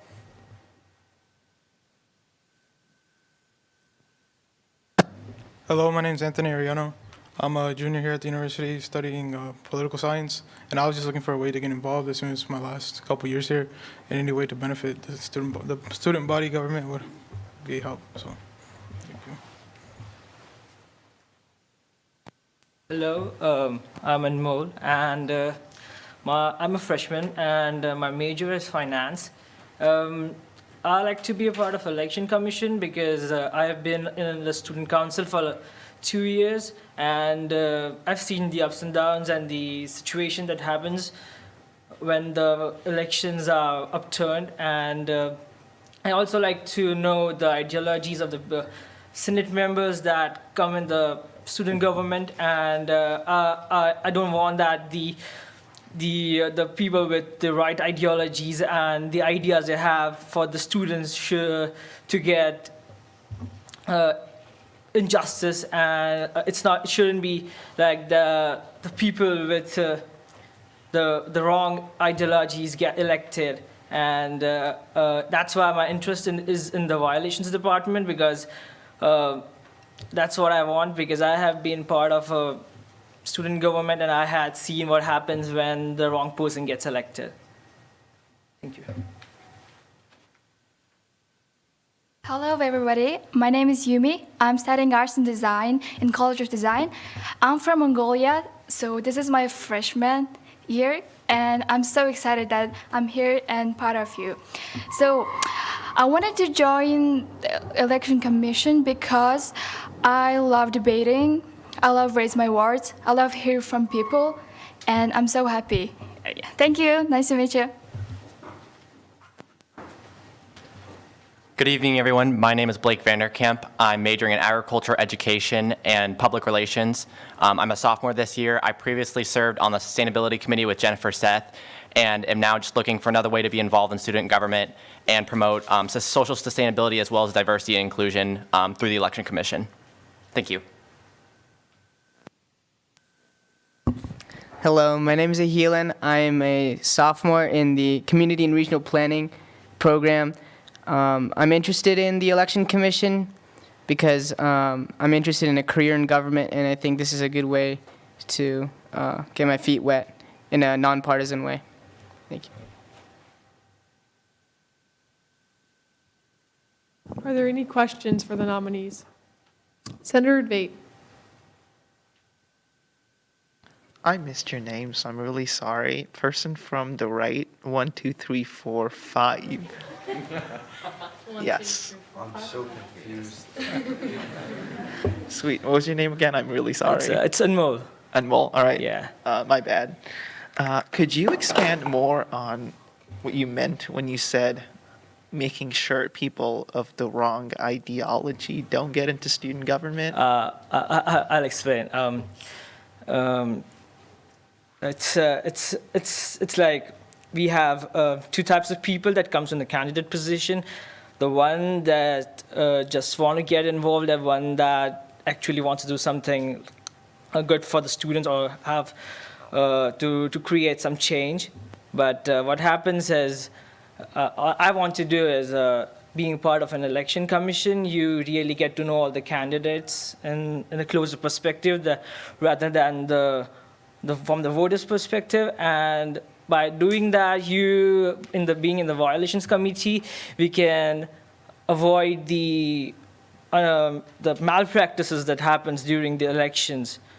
So that if someone tries to use strategies to upturn the votes for the student body members, so I like to avoid that. Okay, so just to confirm, when you say ideology, you mean malpractices relating to elections, not what a person actually believes in politically or otherwise, right? Yeah. Okay, sweet. Thank you so much. I yield. Senator Yang. Okay, so this question is for those who are interested in the debate committee. So those who are interested in the debate committee, could you step forward? Oh, okay, okay, interesting. I think one of the most important parts of debates is the prompts and questions that are asked. Sometimes it's hard to have a proper debate if the right questions aren't asked. How do you plan on organizing a debate that has a good number of topics and a good variety of topics that does not skew the debate in any way? Again, the goal of the Election Commission is being nonpartisan. So what's your plan there? Well, what I'm going to do is just basic presidential debates. Like, both of them step forward, they talk about the topic at hand, and if any of them, goes off track or does bad, then they lose immediately. Okay, so my question pertains to those topics. You can make debates a little skewed to one side or another, depending on which topics you choose to talk about. Like you can choose to completely omit, say, sexual violence on campus or something like that, and that may cause an issue, or one of the candidates has something to say about that, and they don't get to say anything about that. So how do you plan on collecting a number of topics and the right kind of topics to ensure a fair debate? Could you step up to the podium, please, so we can get it on the stream? Sorry about that. No, you're good. Honestly, I can't think about anything right now, but when it comes to topics such as sexual assault, people who want to become like student body president, like they should stomach the idea that this thing does happen, and they should talk about it more, and they should find ways on how they would deal against things like this. So, I mean, even though it is it's like such a sensitive topic, it's happening right now, and 2 things have already happened in Helter Hall already. So, well, take action against it and move on. That's all I can say. Oh, okay. What? Yes. Senator Rios. No, not quite yet. Here. Okay, I'll try again here. It wasn't specifically about sexual violence. It was specifically about the topics of the debates. Well, am I making sense here? Well, yeah, but like thing is, Oh, sure. Can you Chase? yield your time? I yield my time to Chase. everyone hear me? Okay, so the debate topics are actually chosen by the Election Commission and ISU daily. So the committee members, they help make the questions, but we're voted on. So, and these are freshman members, so they haven't been introduced to what the debate structure is yet. So they're just not going to know the correct answer. Okay, then I yield my time. Thank you. Wait, so I have a question. Okay, sure. Well, question for me? Yeah. Sure, what's up?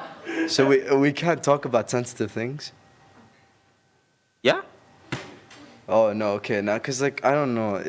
I don't come from a sensitive place, so it's just completely new. No, you can talk about sensitive topics. Oh, okay. That's So, like, that's if the- someone likes Hitler, we can talk about that, right? I mean, sure, yeah. Oh, okay. Productive conversation. But that's all. I yield. Okay.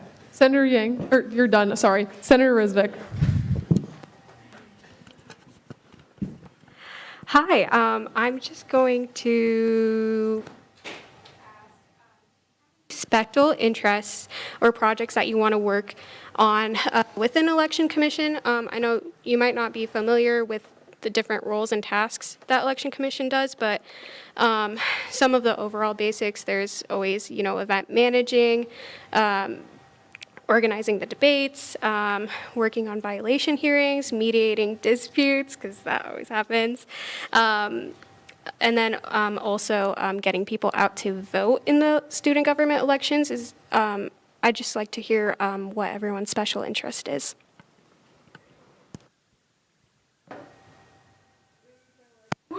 So so it gets on the stream, could you kind of go up in a line, if that would be okay? Otherwise, people at home can't hear it. I'm so sorry, but could you just say it again? Because I zoned out. Yeah, just, I guess my question was, do you have any special interests or projects that you want to work on within Election Commission? Not that I can think about right now. That's okay. But later if I do. Yeah. I think I would want to focus on getting out the vote and finding candidates for these positions and getting everything filled. That's kind of where I would want to work in, but I'm open to anything. Hi, I'm a little bit more interested in the Constitution side of it. So I'm really interested in doing that, but then I'd also, on the other hand, like to get people out to vote too. I would say I'm excited for the candidate forum or the debates that are going to be held because I have experience in that field, and I kind of did it when we were online in COVID, so it'll be interesting to see in person or how that goes. I really don't have any idea about how the violations committee structure they have regarding any bylaws or something like that, but as soon as I know about it, I'll think about it. So I really, right now, I don't have any clue about it. Personally, I'd like to see that we have, proper elections and that a lot of the student body votes. Mine personally would just be making sure that senators are hoping to run in office candidates are paying attention to the rules and updating those rules accordingly. So, thank you. So if I need to share my specific interests, I'm here, it's my first year in Iowa State University. I recognized a few problems. So first, I have an idea to rent a scooter or bike on campus.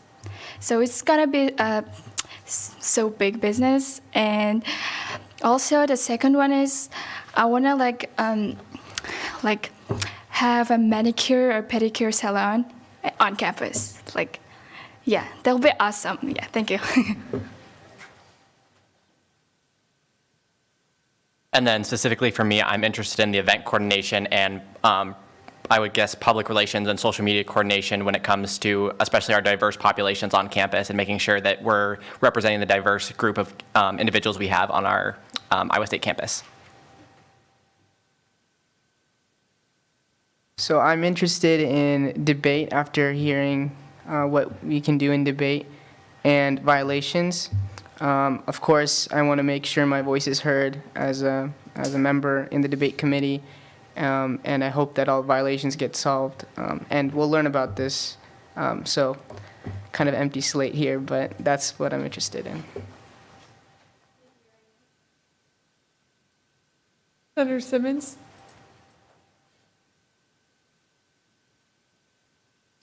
This is for anybody that would like to answer, but I believe only 11% of the student It population. was about 15.9% Okay. last election. Only 15.9% of the student population voted for the Senate and presidential elections. And I was just wondering if you guys have any ideas off the top of your head about how you would like to increase that number or increase outreach through Election Commission to enable more students to get out to vote and yeah. So. More emails. I think that the most important thing is marketing. So we should put the posters everywhere that everyone can see, and we should show on everything, such emails, Instagrams, and especially social medias, because I think most of the students, everyone, use social media. So yeah, thank you. So do what Trump and Hillary did and make one of them cry during the debates so that, we get popularity, and next thing you know, everyone wants to come in on this, and then we win. That's all.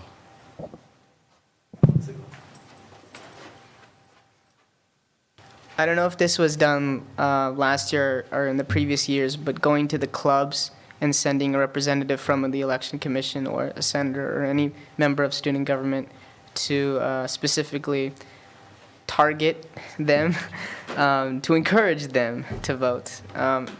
And a smaller group in a face-to-face environment is way better than, I think, emails, because you can easily delete those.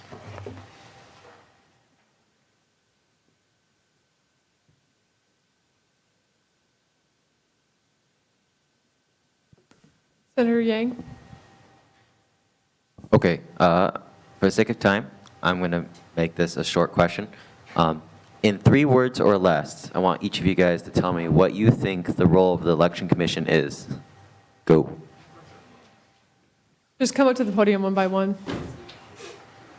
Well, hold on, point of information. 3 words what we should do. Senator Rios?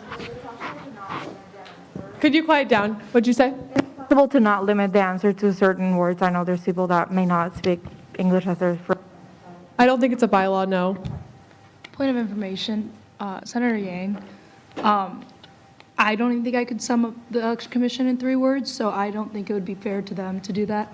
Okay, I amend the question. Okay. Okay, I amend the question.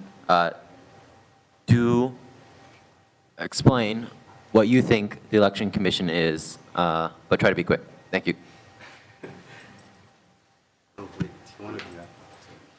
Just oversee the elections and make sure the elections are run properly.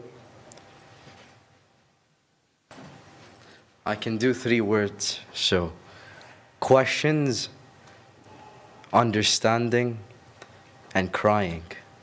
That's all.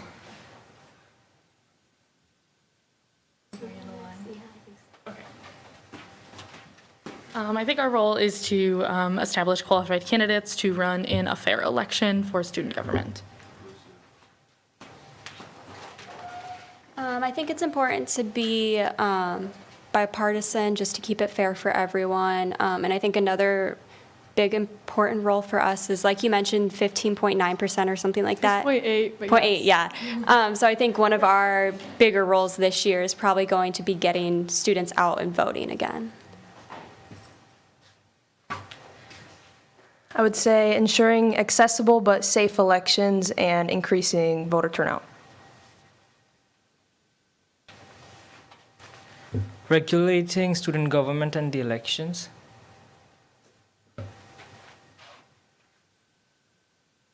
Ensuring that the Constitution of the elections, so basically the rules and guidelines are put into place and they're followed. So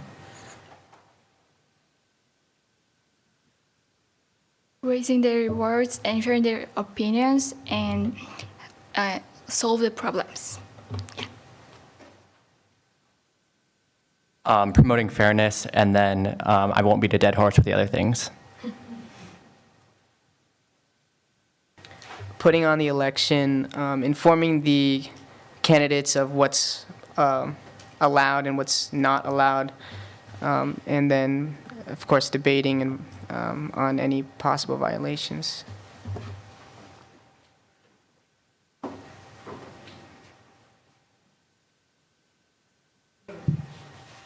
Yes, Senator Hayes.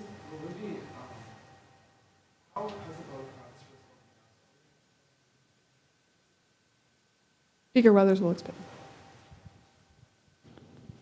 Yeah, as it stands right now, the vote on the bill would confirm everybody. If you wish to not confirm a specific individual, you would have to amend the bill to do that. And then we would then vote on that amendment. So it's everybody as a whole unless someone proposes amendment that strikes one of the names. So, any other questions for the nominees? Question has been called for and seconded. Any, okay, objection to? Okay. Okay, yep. For Point of how order, long? You how have to say long? the time period. Okay. I'm going to call the recess and seconded. Any objection? We'll go ahead and go into recess then.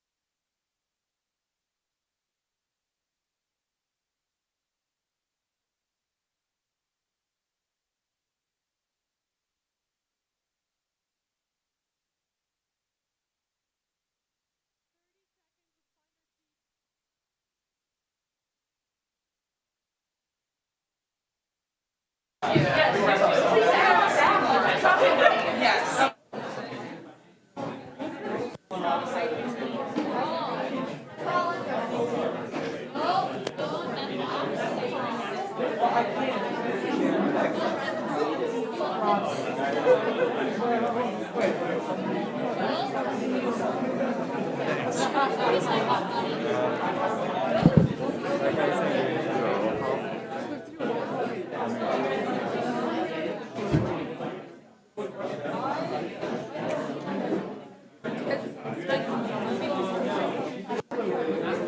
here.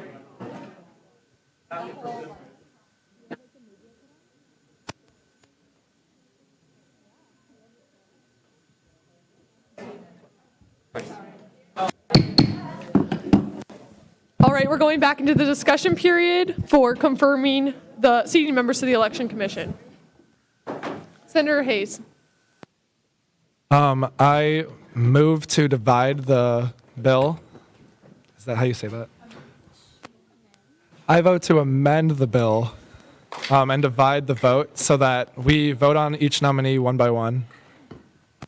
All right, there's been a motion to amend the bill by dividing the vote. In a second, any objection? All right, we'll go Point of ahead and go order. into a voting. What does that amendment look like? So if is it on the sheet under? Okay, how about you explain what the amendment is? I yield to advocate. Senator Hayes, do you mean to divide the questions so each nominee is voted on individually? Yes. Would you like to amend your motion to do that? I move to amend the bill so that it is ordered that each nominee be, where does it even say it? Be confirmed to the Election Commission individually. Advait, help me with the language, please. Yes. If you would like to pick up my motion, you'd make a motion to divide the question so that each nominee is confirmed individually. You can just say so motion. I'm just gonna say, I'm gonna give the motion to advait. Do you yield? All right. Madam President? Yes, Senator Debate. Yes, I move to divide the question such that each nominee is voted on individually. Right. It's been moved and seconded to divide the question so that each nominee for the Election Commission is voted on individually. Is there any objection? All right, so we're going to go ahead and go into the, is there an objection? Senator Gates.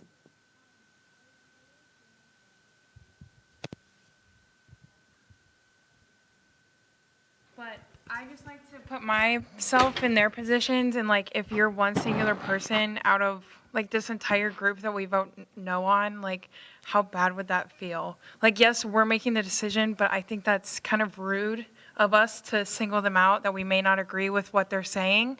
I don't know what a better solution would be, but I just think that it's really cold-hearted for us to vote no on one person out of the 10 or so of them. I yield. Senator Paulson.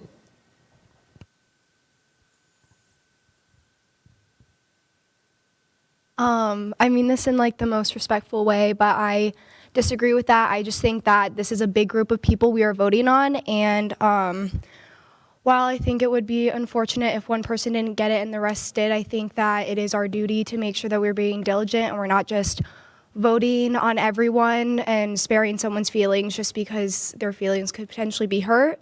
Yeah, that's it. Senator Rios. Senator Yang. In a nutshell, merit before feelings, that's all. Senator Wagmeister.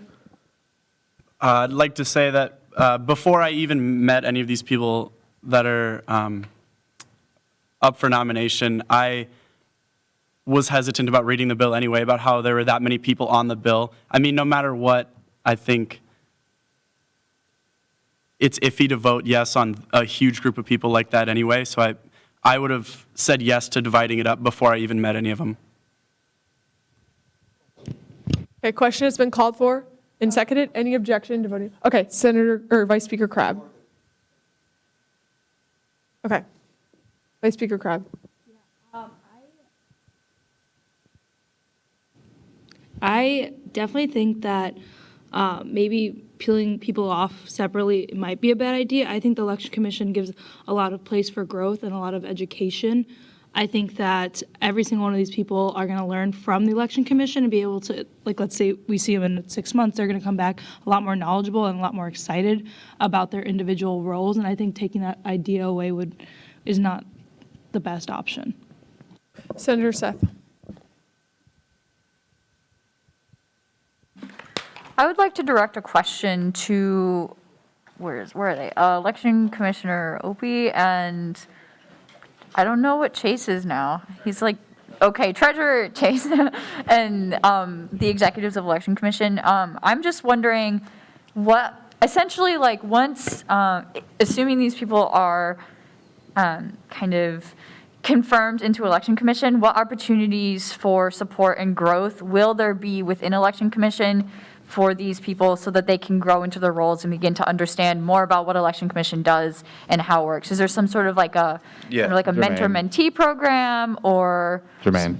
Okay, so we're specifically debating right now the objection on whether or not the vote should be divided. So that is germane to what that is right now that we're debating. But once we get back on the main motion, that point will be taken. So I will Senator yield. Hayes.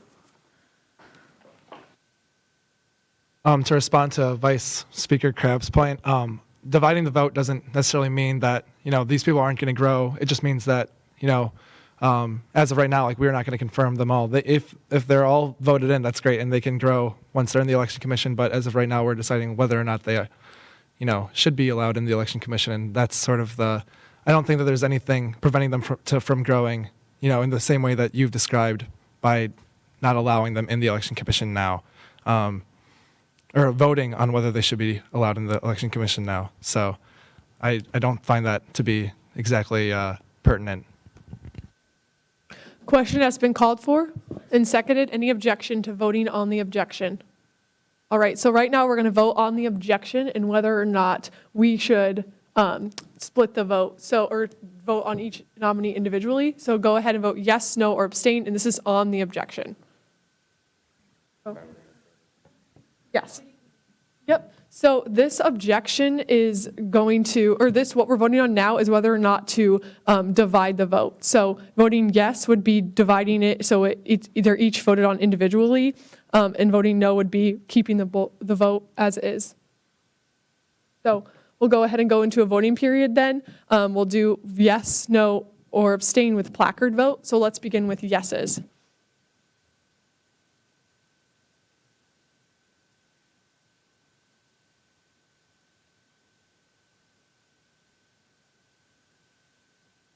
Okay, no.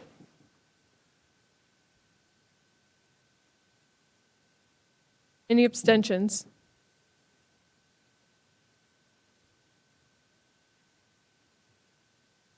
Okay, of a vote of 15 to 8 to 2, we will now vote on each senator individually, or each election commission nominee individually.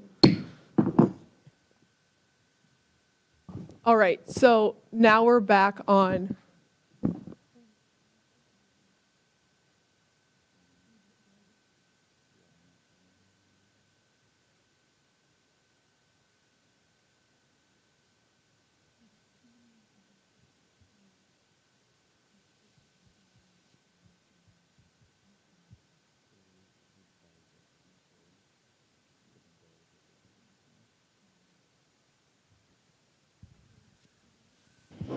Speaker Weathers. Motion for literally a 3-minute recess. Okay, any objection to recess? Go ahead and go into a 3-minute recess.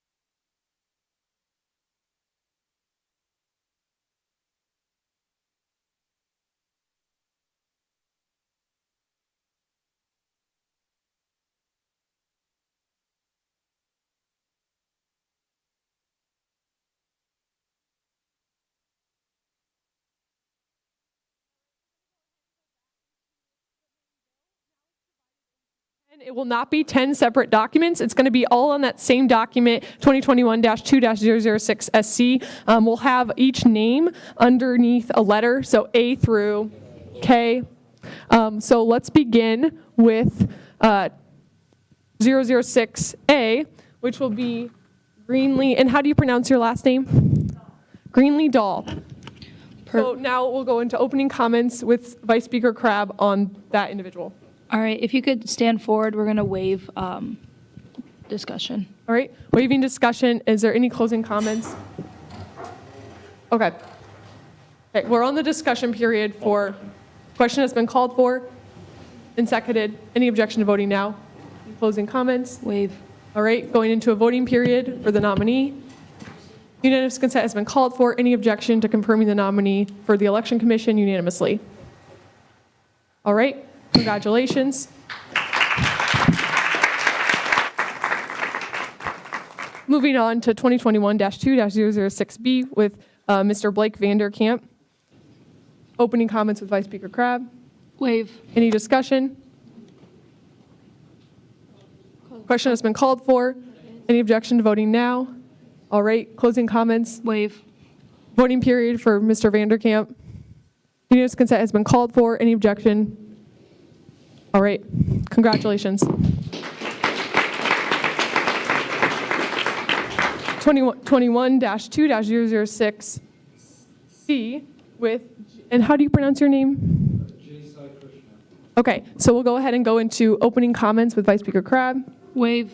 Any discussion? Call the question. Oh, I can't do that. Objection. Senator Yang.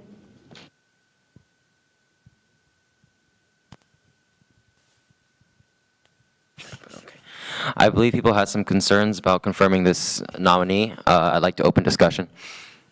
Right, is there any discussion for the nominee? Senator Zuber. Senator Seth brought forward a question earlier, and I'd like to extend that question about what structure the Election Commission has in place to sort of orient people and get them trained up and sort of learn about student government from a beginner standpoint. So I'll give my time to Russ here. Thank you. Yeah, so being that the elections are in the spring, this fall we're not as busy, so our plan is basically for the first 3 or 4 weeks, really however long it takes, to do essentially like an orientation, a student government orientation with 3 branches and a whole breakdown of the structure, as well as then getting in depth to Election Commission and its structure and its bylaws and the election code as well. That way in the spring everyone is educated on the election code and ready to go. I will say as a freshman 3 years ago when I got confirmed, I couldn't describe Election Commission's role in 3 words. And I mean, I'm the election commissioner now, so I'll just say that there is a lot of opportunity for growth in the Election Commission. And that essentially is what we're planning on this fall, is to have.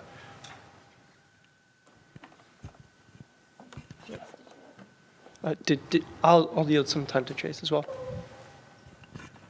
Thank you. Was this on?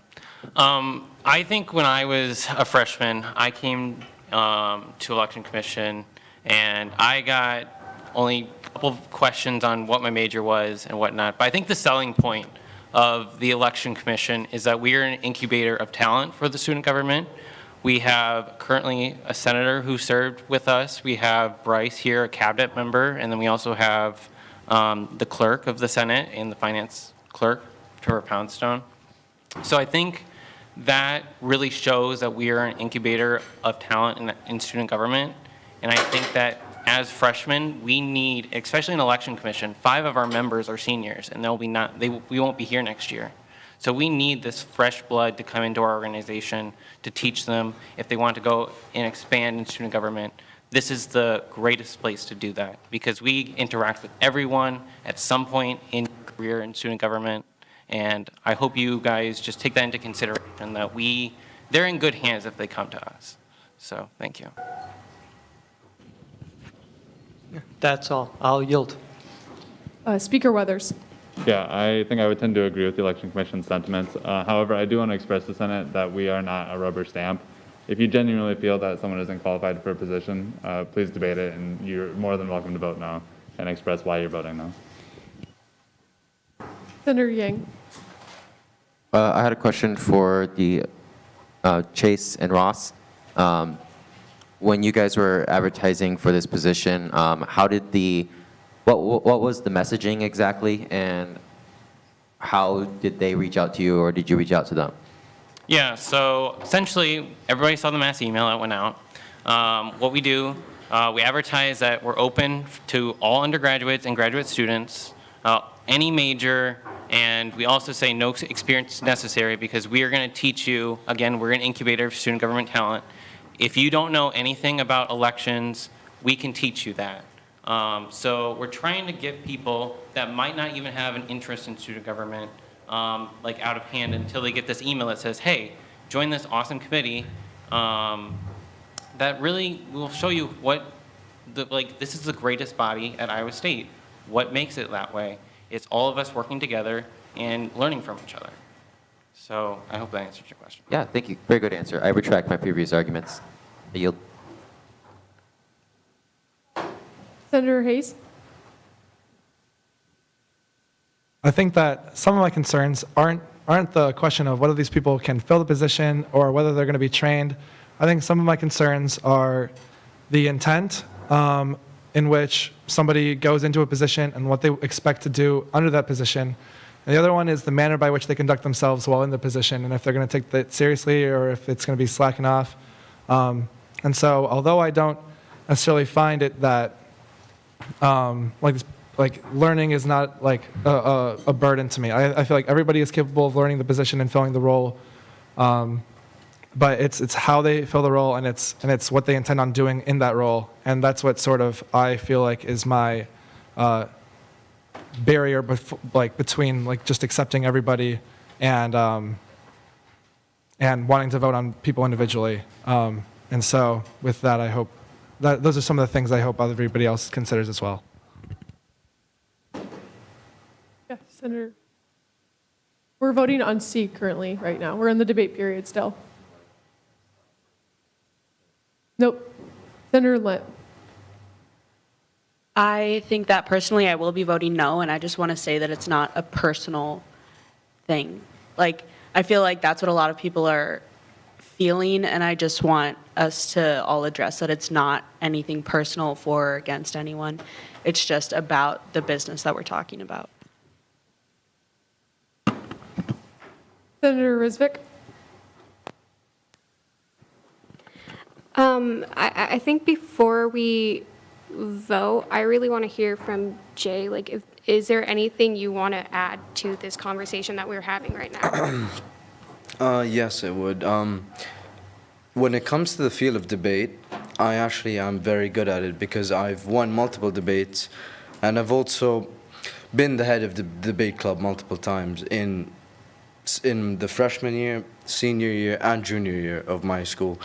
And I've also done MUNs, and I do not slack off when it comes to politics, and I love politics a lot because I've read the newspapers from every continent that you can think of. I've read newspapers that you guys haven't even heard of, and I've also known information from every country from the protesters so I could understand what the real information is. Politics to me is like my blood, and I love anything related to politics whatsoever. I know politics from different regions, such as Australia, China, India, and America itself. I do know how it works, and I'm very interested in learning anything related remotely to politics, and that's why I chose the Elections Committee to join. I've also chosen the International Students Council, and I got accepted there as well. So that's all. Any further discussion on the nominee? Oh, Senator Debate. Just real quick to add on to that, no vote isn't personal. I don't need to remind this body that myself, I've stood up there, I've run for positions before, and in the collective wisdom of this body, I have not gotten those positions. And you all have the power to make decisions based on perceptions of qualifications, perceptions of attitude, whether you think they'll be a good player, what have you. Don't step back from exercising that power. I yield. Senator Paulson? I just wanted to say this to the people that we are voting on tonight. If you do receive a no and aren't confirmed, I just want to don't let that impact you. That you can always reapply. There are other ways that you can like grow and maybe get accepted again in the future. But kind of how Advait said, he's been denied before, but he's in other positions. So just keep that in mind. Any further discussion? Question has been called for and seconded. Any objection to voting now? Any closing comments? Vice Speaker Crabbe? Waive. Great. We'll go ahead and go into a placard vote. Please vote yes, no, or abstain. This is on the one individual nominee, 2021-2-006C. So please vote yes, no, or abstain. We'll begin with yeses.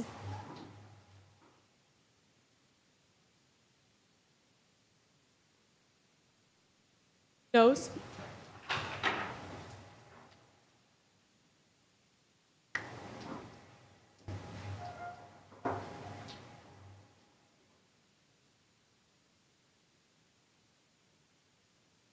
And abstentions?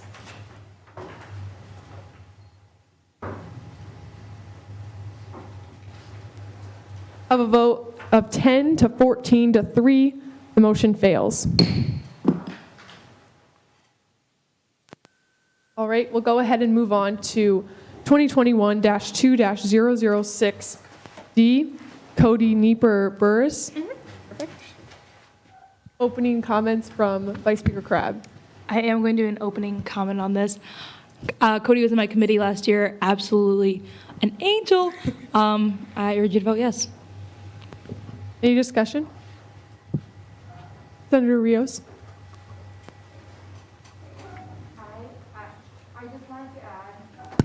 I wanted to add that Cody served as vice president of the Save the Children Action Network Club. Is this picking up the audio? The what? The mask? I just wanted to say that Cody served as the vice president of the Save the Children Action Network Club. Last year, she did an incredible job. She has worked for the Daily. She has incredible experience, and I encourage you to vote yes. Question has been called for and seconded. Any objection to voting now? Any closing comments? Waive. All right, we'll go ahead and go into a voting period. Unanimous consent has been called for. Any objection to confirming the nominee for Election Commission unanimously? Right? Congrats. Great, moving on. Moving on to 2021-2-006E. Could you pronounce your name?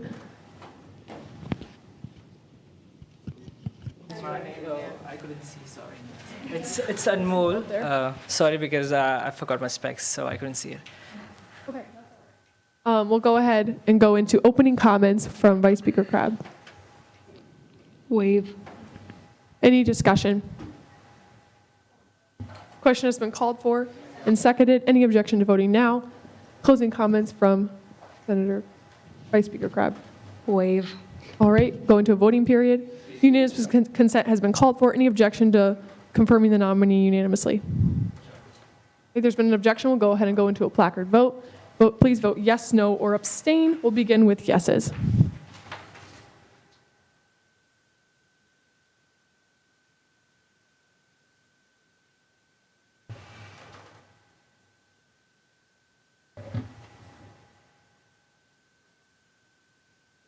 Noes?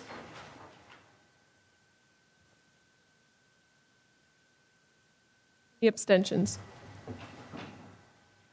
Of a vote of 24 to 3 to 1, the motion passes.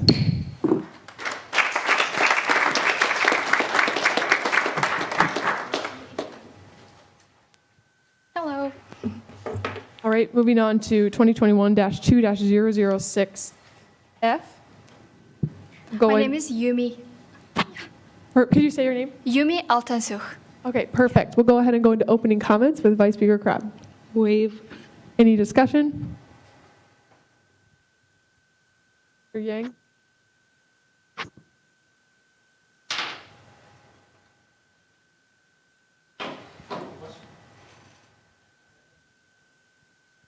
Question has been called for and seconded. Any objection to voting now?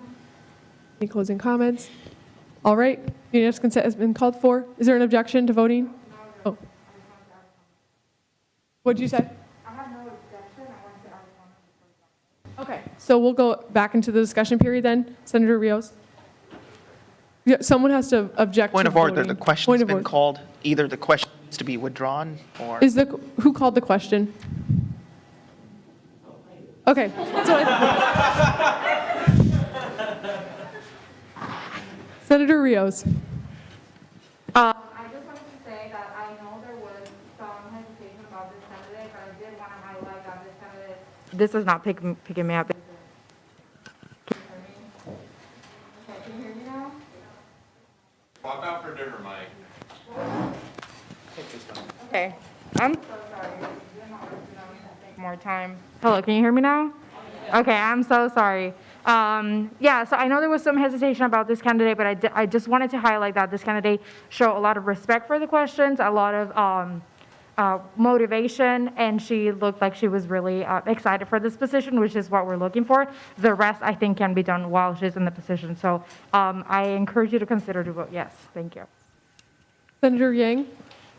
Yeah, I share that sentiment. I know there may be some hesitation regarding comments about nail salons, but other than that, I thought she did have some interests relevant to the Election Commission, so I urge y'all to vote yes. Question has been called for and seconded. Any objection? All right, we'll go ahead and go into closing comments. No closing comments. Unanimous consent has been called for. There's been an objection to confirming the nominee unanimously. We'll go ahead and go into a placard vote. Please vote yes, no, or abstain. We'll begin with yeses.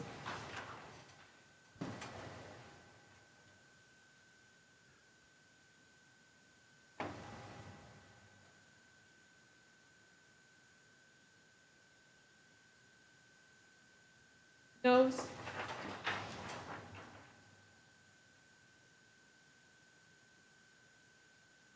And any abstentions? I have a vote of 25 to 1 to 2. The motion passes.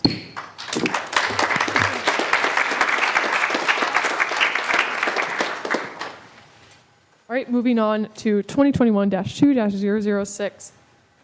G, confirming the nominee Claire Muckler. Go ahead and go into opening comments with Vice Speaker Crabb. No opening comments. Any discussion on the nominee? Question has been called for and seconded. Any objection to voting now? Any closing comments from Vice Speaker Crabb? Unanimous consent has been called for. Any objection to confirming the nominee unanimously? Right, congrats.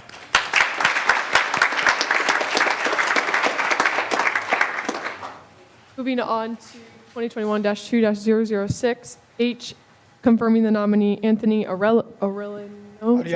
Yeah. Okay, perfect. Going into opening comments with Vice Speaker Crabb. No opening comments. Any discussion on the nominee? Question has been called for and seconded. Any objection to voting now? Any closing comments from Vice Speaker Crabb? Unanimous consent has been called for. Any objection to confirming the nominee unanimously?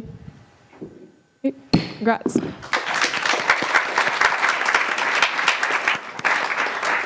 Moving on to 2021-2-006. SC, confirming, are we on I now? Alex Olmquist? Yes. Perfect. Opening comments with Vice Speaker Crabb. No opening comments. Any discussion? Question has been called for and seconded. Any objection to voting now? Any closing comments? Okay, no closing comments. No unanimous consent has been called for. Any objection to confirming the nominee unanimously? Is there an objection? There's an objection. We'll go, do you withdraw your call to question? Okay, we'll go into a placard vote then. Yes, no, or abstain. Begin with yeses.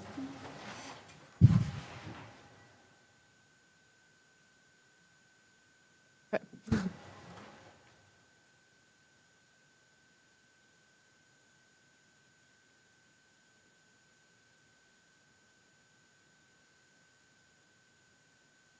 Noes? Abstentions? A vote of 27 to 1 to 0, the motion passes.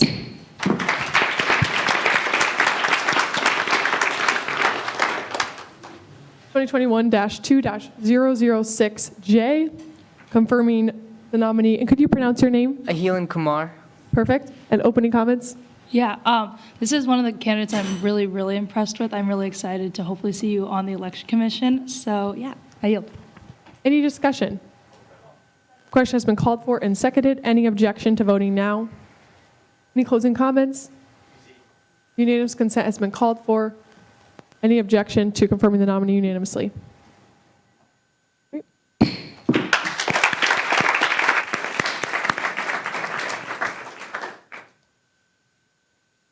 Okay, moving on to general orders. I think the PR committee is going to take all of your pictures. So if you want to meet Bryce out in the hallway, Bryce and Lydia. Thank you all for speaking. Right. Moving on to general orders 2021-2-009Y, moving CVM office hours with Vice Speaker Crabb.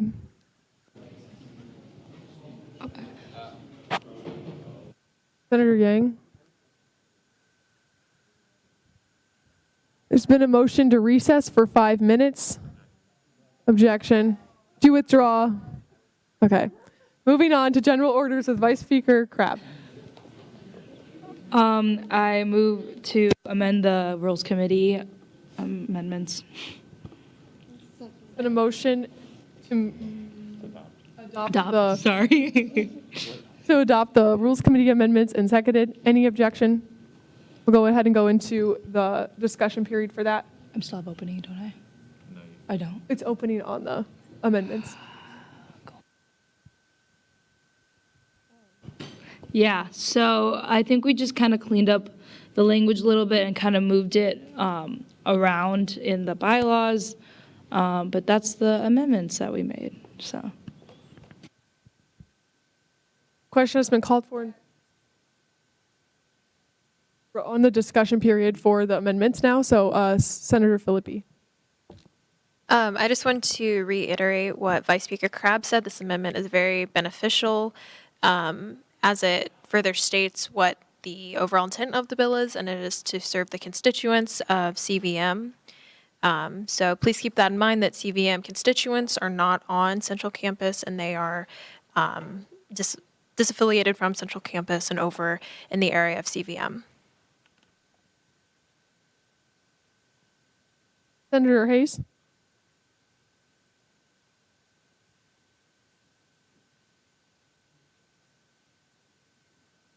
All right, Senator Skaggs.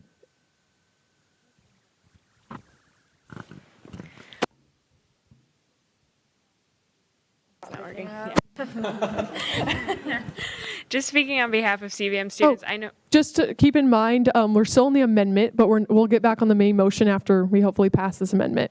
So this is just speaking on this comment on the side there right now.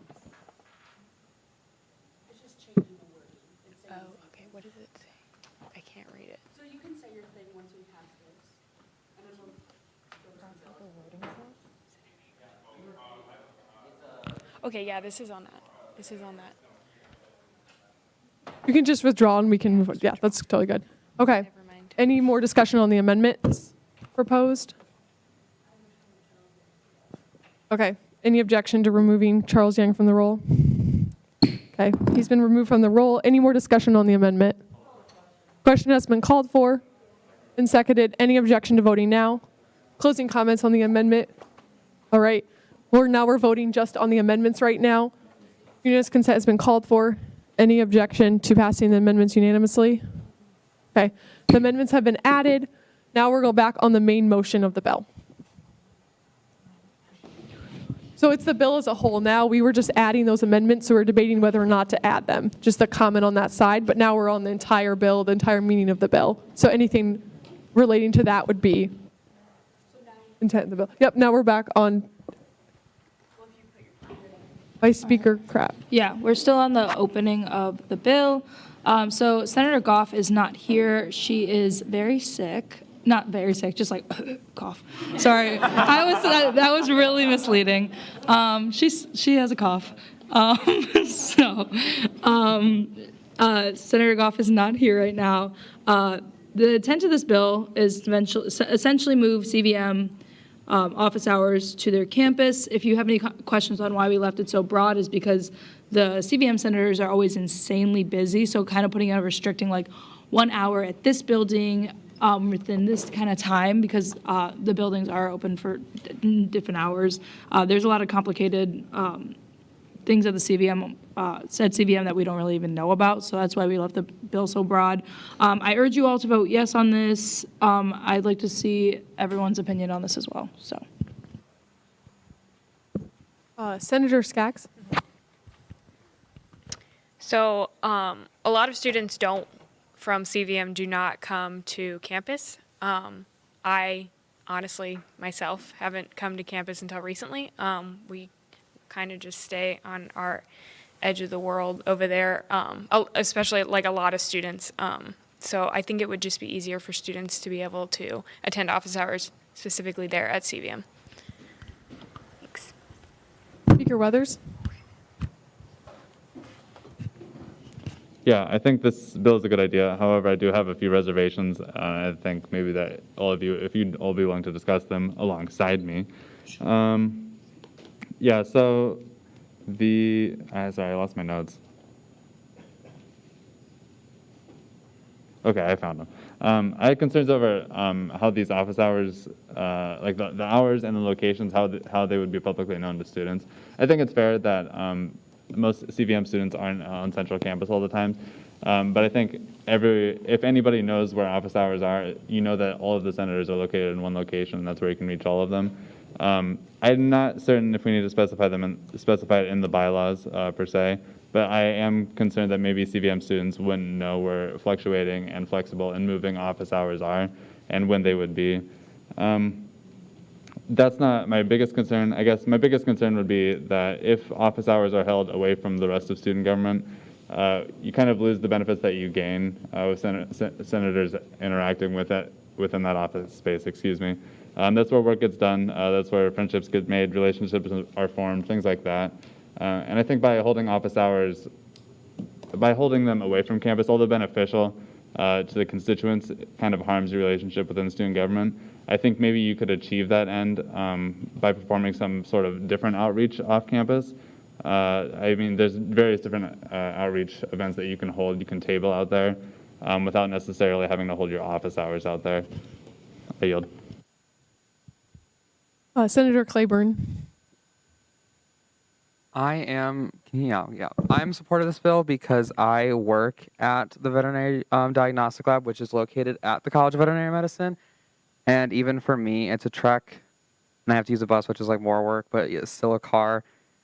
And just taking an hour out of someone's busy life, because vet students are probably the busiest graduate students here because they have to do surgeries, learn everything about every single animal on this entire planet.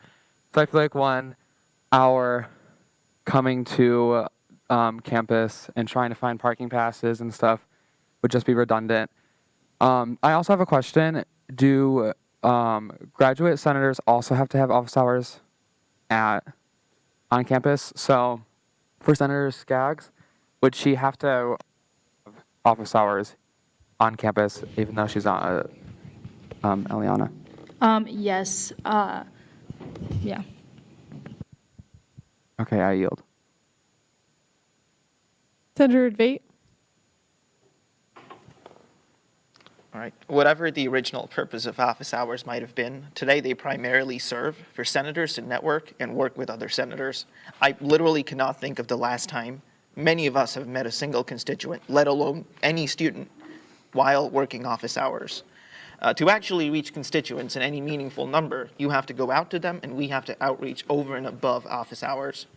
While I'm certain that this bill is born of great intentions, I do share many of the concerns Speaker Weathers brought up. In addition, I believe we should all, where possible, spend at least an hour in the office every week. That is how we run into each other as senators. understand the perspectives of each other's constituents, and write bills or start initiatives that are campus-wide.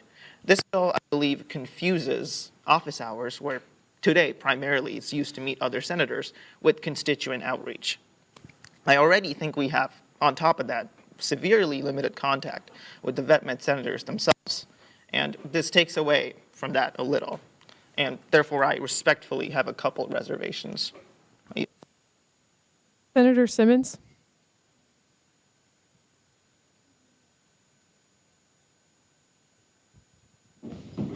Talking to Senator Goff, she is insanely busy in the fact that she wasn't even going to be a senator this year. We're not getting vet med senators because they have to come onto campus. And also, someone spoke about like paying for parking. Like, are we going to really charge our CVM senators for being CVM senators if they like want to come to campus? And also like these students are doing literal surgery on animals. So I feel like asking them to come to campus because they're insanely busy is really hard. And your biggest role is, yes, to like get to know your senators, but also constituents. We're spending their money. She's representing CVM as a whole. Why I think the biggest conversation right now is talking with her constituents. And I think she did a really good job on doing outreach last year as a CVM 2, which is year 2. She's year 3 now.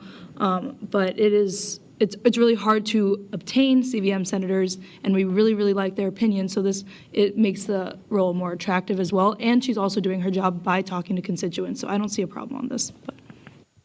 Senator Blythe? All right. It's working? All right, there we go. I'm not exactly really strong one way or the other. I just have a kind of more of a technicality to ask. If the concern is mainly reaching towards busy veterinarian students and constituents, like I understand it is that the intent behind this bill? Because that's what's reading like. In that case, why wouldn't offer some kind of like Zoom or online-based meeting platform, especially for the busier students? I'd say it'd be more of an efficient solution because they would be able to at least, do it on their time, and they wouldn't have to require even going to the, if they're busy and they can't, if they're that busy, they can take 5 minutes, open up a Zoom call or something. That's just kind of what I'm thinking, but it's more of a technicality than a major one, but I don't understand why you couldn't just do it that way. Senator Rulli?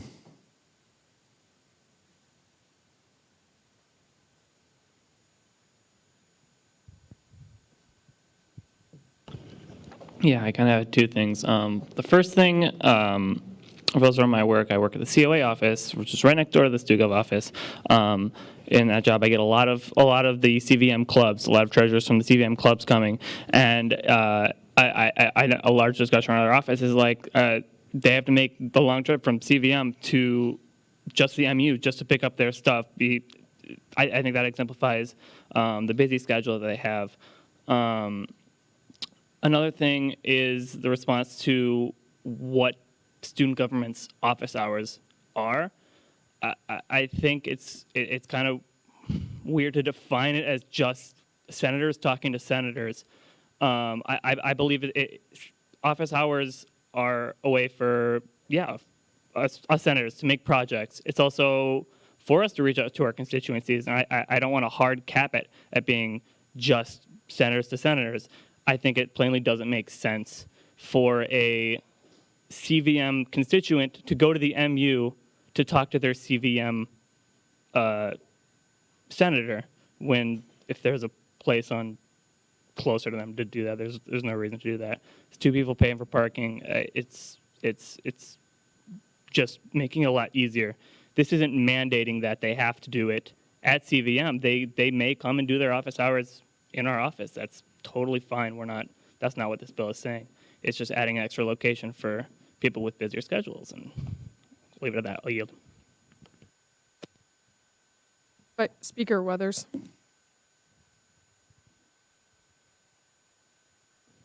I just wanted to move to add Senator Yang to the roll. Any objection to adding Senator Yang to the roll? Been added to the roll. All right, moving on to Senator Hayes. I think that this bill looks pretty good to me. I mean, it does say may, so they can still come into the main office if they wanted to. Also, if we are concerned about not like communicating with our fellow senators well enough, that's something that we could also take into our own hands. If especially Bailey, I've been meaning to text Bailey for such a long time. I'm so sorry if you're watching this that I haven't yet.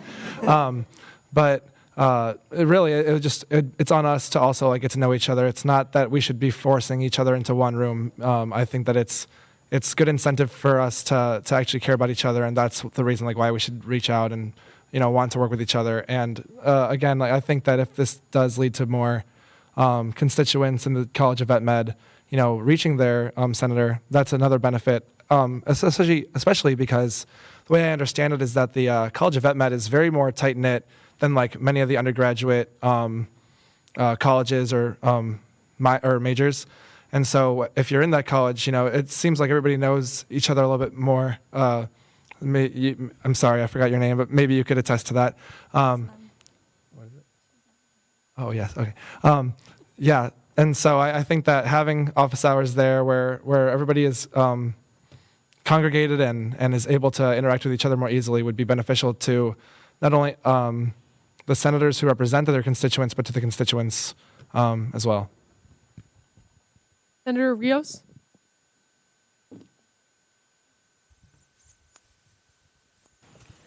I just wanted to see if someone could speak to the idea of having those meetings online, because if we're hearing that CMB students are verbalizing that they're busy, that they may not necessarily have time, then I think that's something we should consider, regardless if they were busy or not.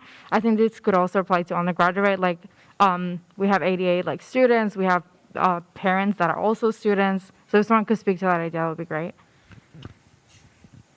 Is that a possibility to take office hours online to accommodate students? Vice Speaker Crabb, do you want to speak on this? Yeah, this was a conversation that I did have with Bailey. Because that wasn't one of the options. I was like, since you are so busy and CVM has kind of the same schedule-ish, would it be better to do yours maybe online? But I think that Bailey was really excited about finding a common space in CVM to do that. And if in the future we do have to make accommodations, hopefully the Senate would be welcome to that. So. Yeah, okay, thank you. And I would also encourage you to vote in favor, because it's not, I don't see it as like moving people away from campus, like getting closer to where they're at.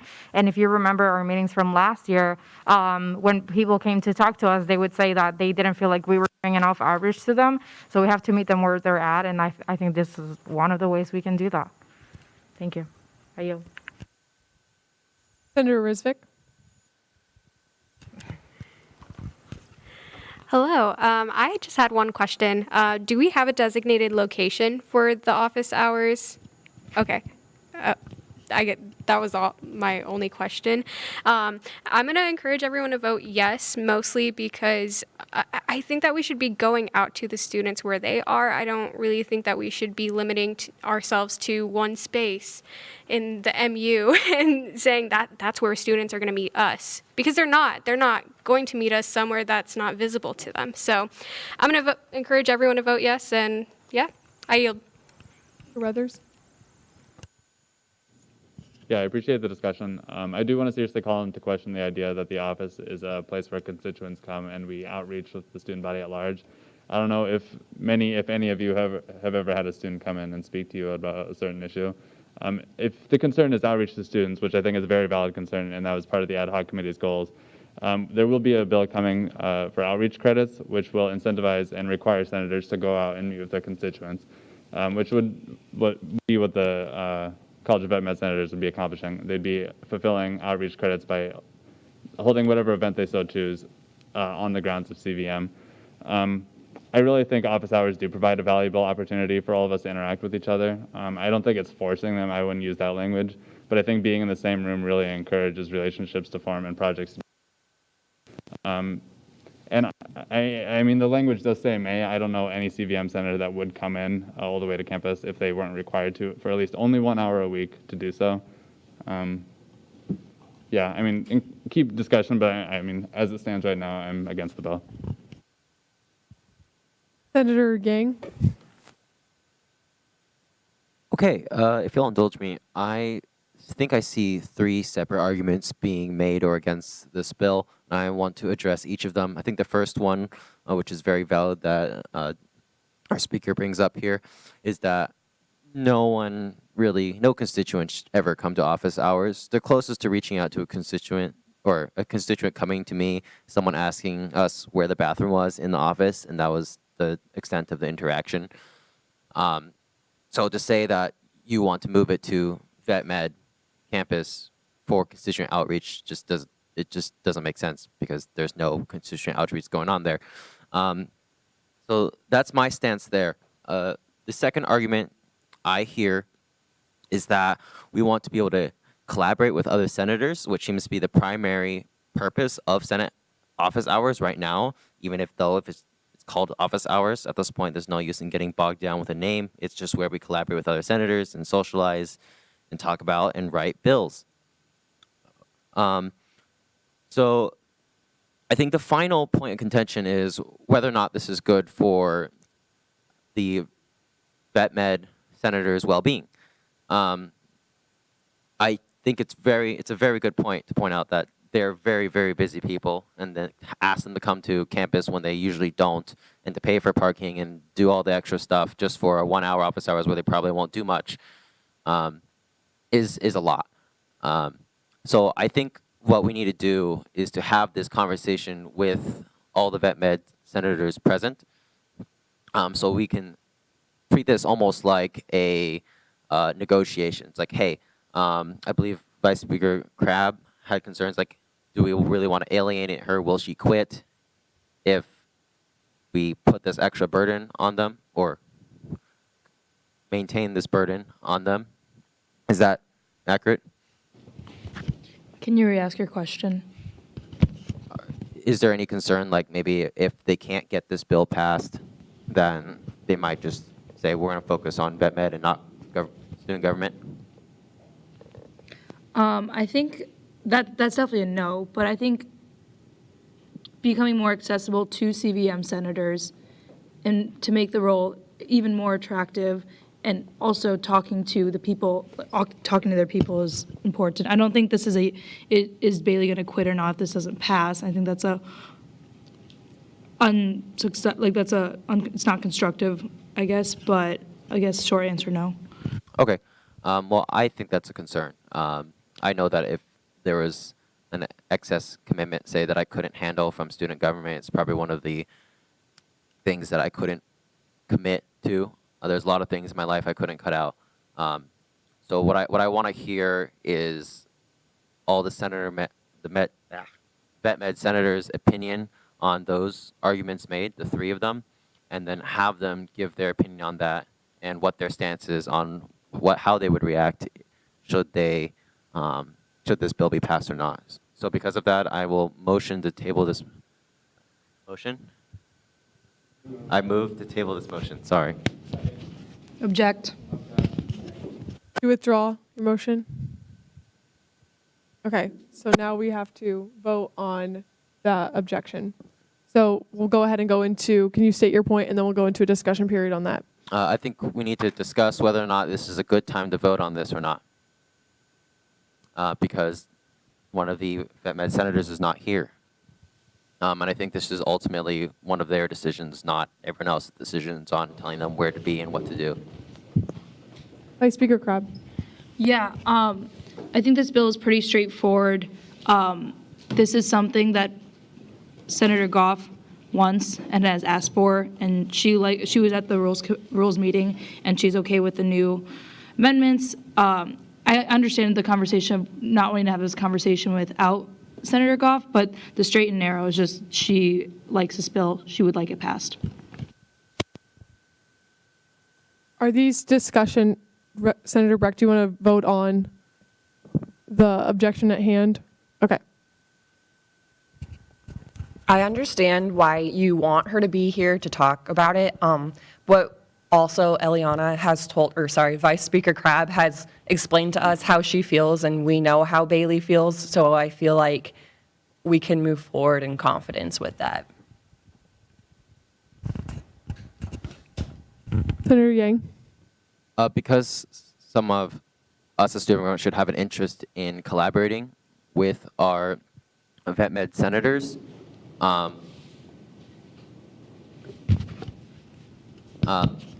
think that we need to make these points to Senator Goff. So I just want to ask Dawson, because you brought these points up initially, have you had this conversation with her? No, I've not. Okay, then I say that we should vote in favor of tabling the motion and picking it up next time.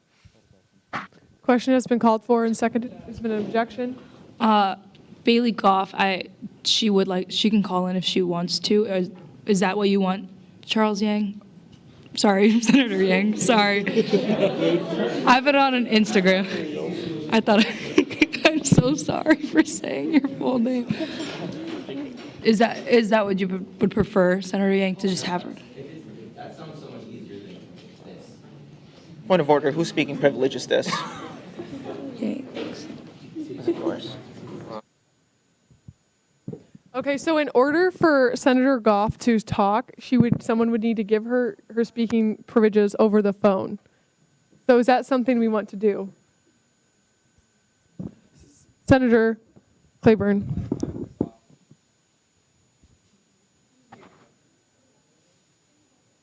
Senator Philippi. Just a reminder, it is 9 o'clock at night, and if someone's sick, I'm not sure. She's texting you? Okay. Disregard. Senator Simmons. No, so she wouldn't be on the roll. Someone would extend her time privileges, just like if a speaker was here, or just like if we did it to a finance director.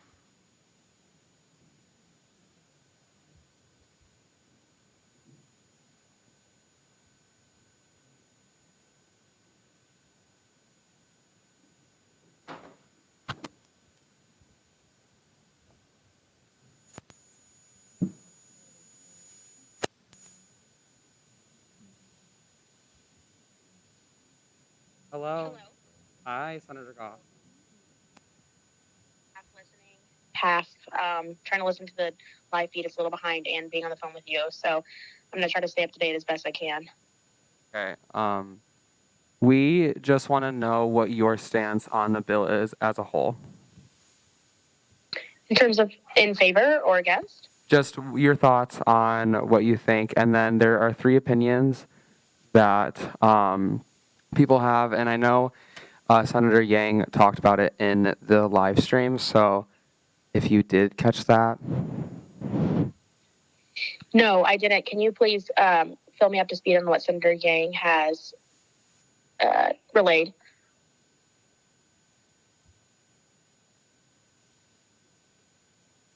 Yeah, Dawson, can you reiterate what your points are? Yeah, sorry, I wasn't ready for that. Yeah, I guess my points are that office hours as they currently stand aren't a means of outreach, they're a means of collaboration within student government. And so I think if your intent with moving these office hours to CVM, if your intent with moving these office hours to CVM is to reach your constituents, I'm not necessarily sure that that's going to be accomplished. I think the best means to do that isn't through office hours or moving your office hours away from student government and the MU where we're all collaborating. It's with outreach credits or performing tabling there or doing some other means of outreach that we all have to do with our own constituents anyway.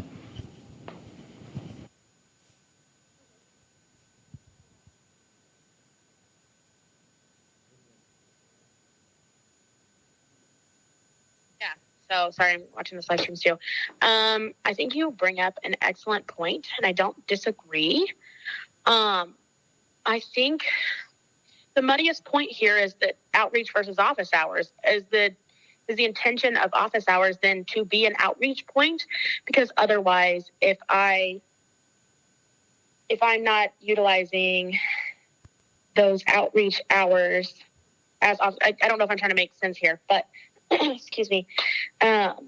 the office hours to me feel like an outreach point or a way in which I can reach my constituents. And it is vastly unlikely that I will reach my constituents in the Memorial Union.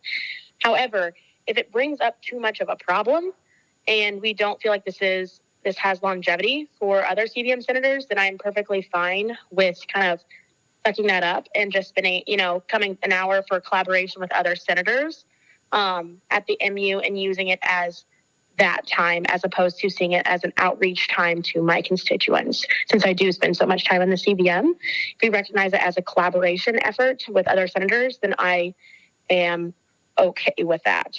Does that make sense? Yes. Yeah, sorry. Wrong microphone. I say too, that as long as there is, and I said this kind of to Eliana, and I just want to make it all aware to you all as senators, that my schedule obviously varies much differently, and it varies by class, so distinction, third year.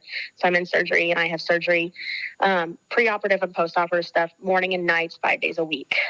And that doesn't excuse anything, but it just has to be an open and honest conversation with the vice speaker and the speaker to know the expectations for the CVM senator, and that's okay. And I think that's something that we can continue to do moving forward.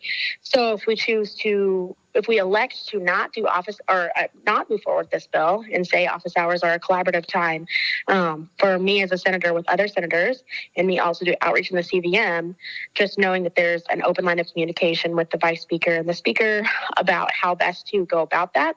And it may vary based on the week. Does that make sense? Yes. Okay.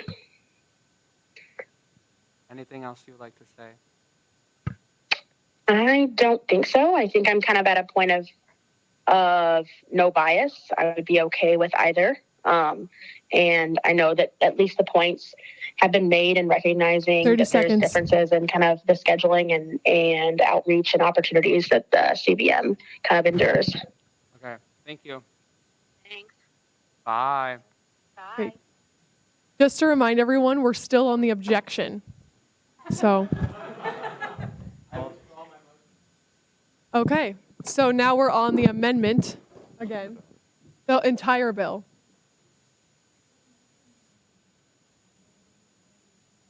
We're back on the discussion for the bill as a whole.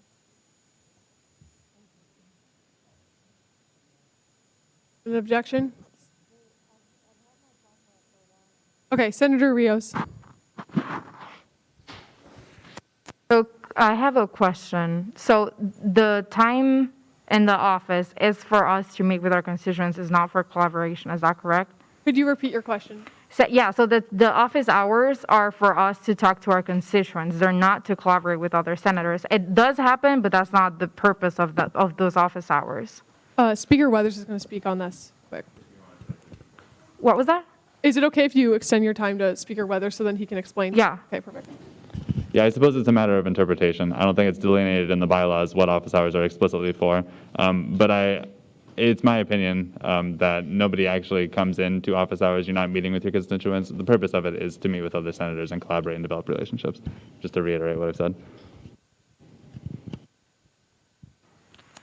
Okay, I think we should make that clear because coming into this position, I did not have that clear. I thought that those office hours were to talk to my constituents, not to collaborate with other senators. I thought there were other spaces for that. That's one. And then second, I feel like it's very disrespectful to have called that senator. Like, she was not here for a reason. Also to question what Eliana said, like, she was here in representation of her, and as a vice speaker, I think we owe respect to her, and we shouldn't be like questioning that. And again, like, I feel like it was just disrespectful to call on that person when they decide not to be here. So let's not dismiss what other people have to say. Thank you. All right, Senator Zuber.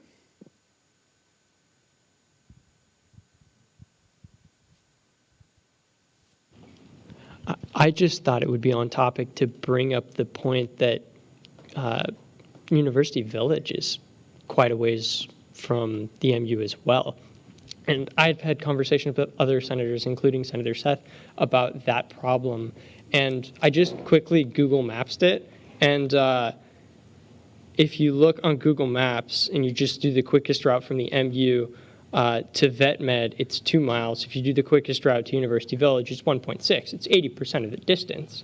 And if the point of these office hours were to reach out with your constituent, I think that, no doubt you would get better outreach at University Village. And I think there's a good reason why we're not doing them at University Village right now. So I would urge everyone to vote no on this, just so that we can use it as a networking time. Senator Carter.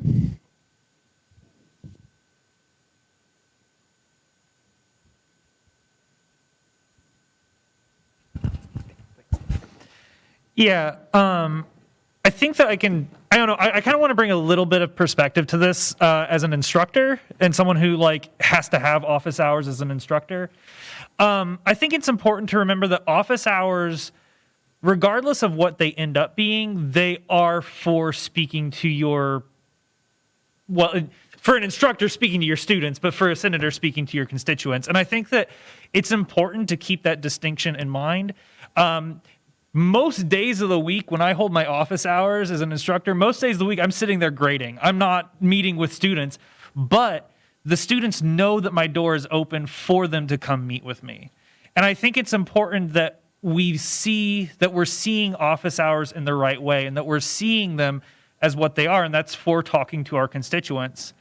And I want to add to that then that I think that if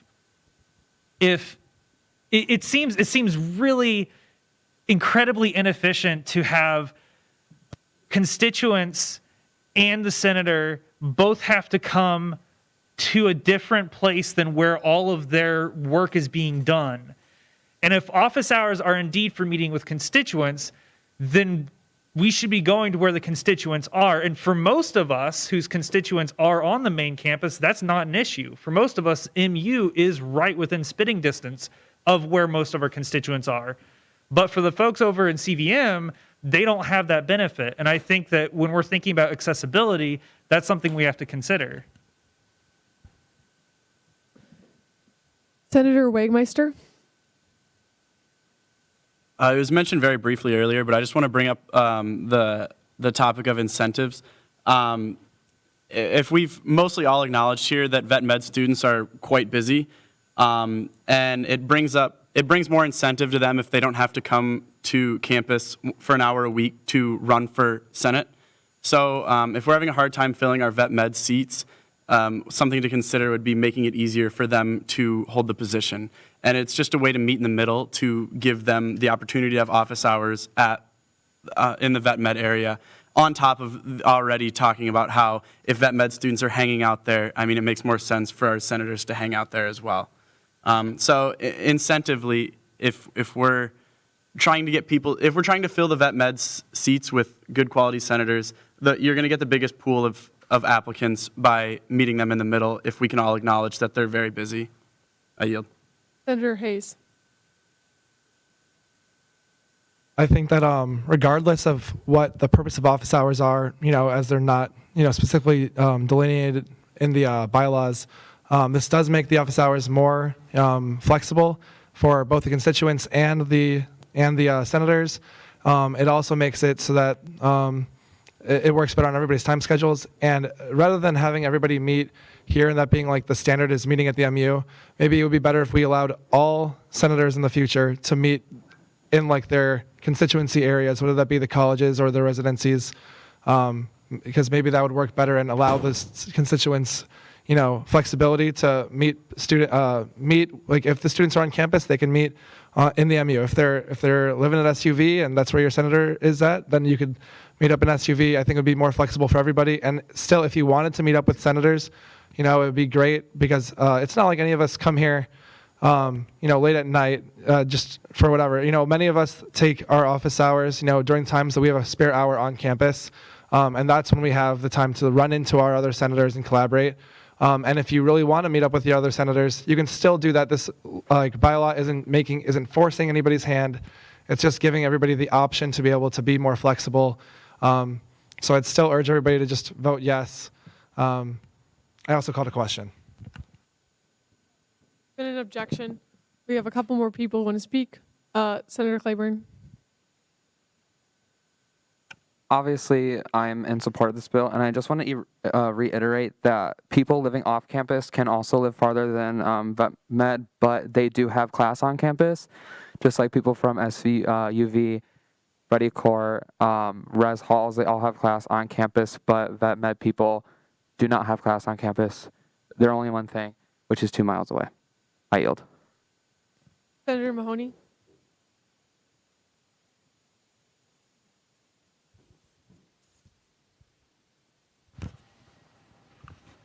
So I just wanted to ask a question. Are senators' office hours actually posted anywhere? Then therein lies why no constituents show up, in my opinion. They don't necessarily know that their senator that represents them has office hours, maybe even in the first place, or when those office hours necessarily are. So the argument that office hours, nobody shows up to them, is kind of our own doing if they're not actually posted anywhere, in my opinion. Nobody knows about them.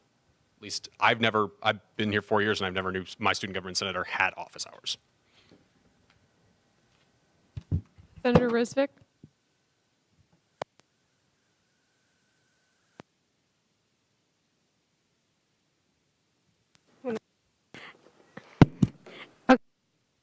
I just want to add to that point too.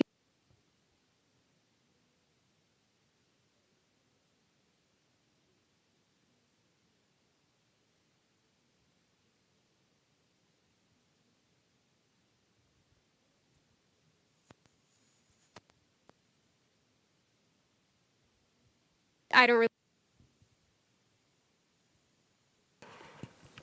Senator Debate. Okay, so what this bill essentially does is it's building up, as it's written, it's building up two different definitions of office hours in effect for two different classes of senators. For most of us, it's going to mean go to the StuGov office and not meet constituents and talk to each other. And I do agree office hours is kind of a misnomer. I don't know why we named it that. And then for the vet med senators, it's essentially an outreach credit. I believe if we are to pass this bill, we should probably do the same for all other colleges and all other students too.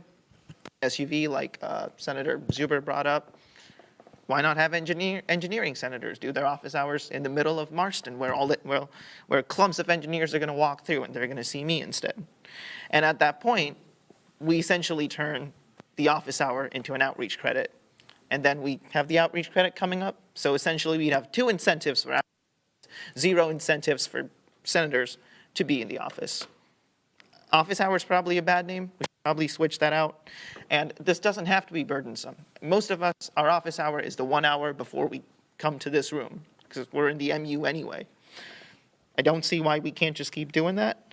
And to add on to what Senator Claiborne said, I believe your comments are wrong, because an off-campus senator not only represents undergraduate off-campus students, but also off-campus students who go to vet med. So in that sense, they do represent people that are on Central Campus and also at vet med.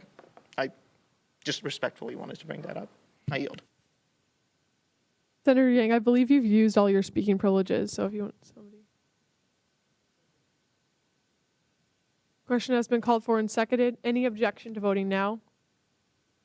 All right, we'll go ahead and go into a placard vote. So vote yes, no, or abstain. Oh, wait, closing. Oh, and we'll start with closing comments. Sorry, forgot about those. Okay, thank you all for that long and thoughtful conversation. That was funny, cool. So essentially, one thing that I kind of took out of this conversation, if your constituents aren't coming, that is our fault. That should be a space for collaboration with our constituents. I know Bryce is already working on something, but like go to clubs and organizations and talk to them about your office hours. Try to set them a specific date or time. Let them know you're going to be there. This conversation wouldn't have had to be had if we started talking about when we're going to be there, and then also doing your outreach. And also with an outreach week, shameless plug, you can reach out to clubs and organizations that are underneath your constituency and letting them know that I'm going to be here every day, Monday, 3 to 4. So if that's the conversation you want to have on, if it's a collaborative space or if it's for our constituents, make it a space for our constituents. After that, I am all good. Thank you all so much for the conversation.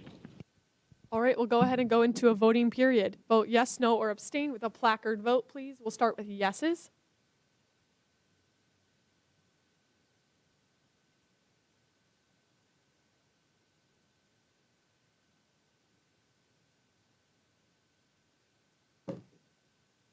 Noes?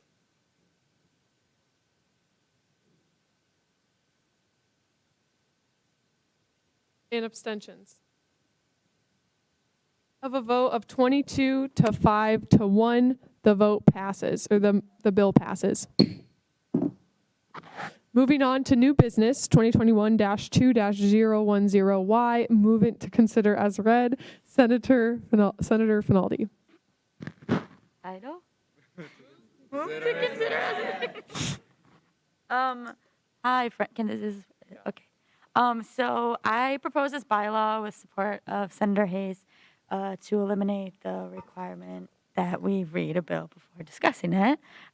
Every week we kind of introduce like our new business and go through the process of saying title followed by another senator moving to consider the bill as read. And this process is done entirely as a formality, which I completely understand. However, it does not hold much substantial meaning. By adding in this bylaw, we will effectively skip over this formality and simply go straight into the discussion of the intent of whatever bill is at hand. Are there any questions of intent for Senator Finaldi? All right, we'll go ahead and move into closing announcements.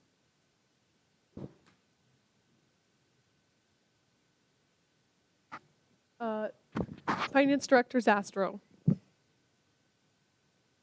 Excuse me, sorry, I got a couple things. First of all, I meant to say this in my update earlier, excuse me for that. I've nominated Kit Claiborne, Senator Claiborne, to be our new Ford. Very excited to see how they transform the role, create it in a totally new way. Really looking forward to that, pending confirmation by Director of Diversity Flores. So that's exciting. A couple other things. I was in the Senate for 2 years, so I just have a little bit of experience. A couple of things that I'd like to share, because there are a lot of new senators just from tonight and also people who haven't been around for super long. I'm sure that you've been told this before. Abstentions are just a fancy no. The way that we count the votes, there is no difference between abstaining and voting no. If you have some kind of conflict of interest, that might be a particular reason that you would abstain. Otherwise, I would really, really encourage you to vote yes or no, just to get it on the record. Also, I would recommend please do not clap, especially after confirmation bills where people have just been denied. That is something, considering their feelings, I would recommend that. Please be quiet. This also applies to cabinet specifically, but also members of Senate. I know that it can be fun. We're all friends. I'm really great that we're having such a great community this year. It's really wonderful to have a student government where everybody feels like they can be friends with each other, and I think that's a really important environment to have. But when we're in Senate, when we're discussing things, it's going to be difficult to hear sometimes. It's an echoey room. Please consider that, and please be as quiet as you can. If you need to talk to somebody, please whisper. Lastly, as always, 6:30 a.m. tomorrow. I'll see you all at State Gym for bar. We got another group going. Always, it's a really fun time. Vice President Decker will be leading us in our trial. So I hope to see you all there. It's on the second floor behind the gym. So yeah, thank you. I yield. Any other announcements? Senator Hayes?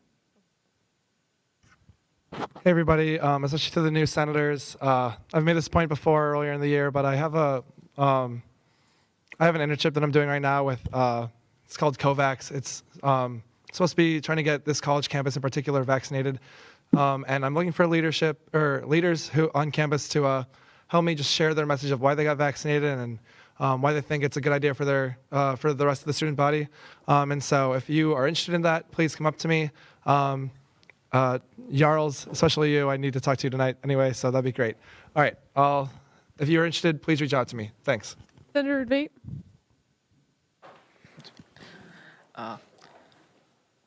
Senator Yang, Senator Paulson, Senator Simmons, and Senator Martinez, and Senator Sett, welcome to Lectures Committee. We're excited to have all of you.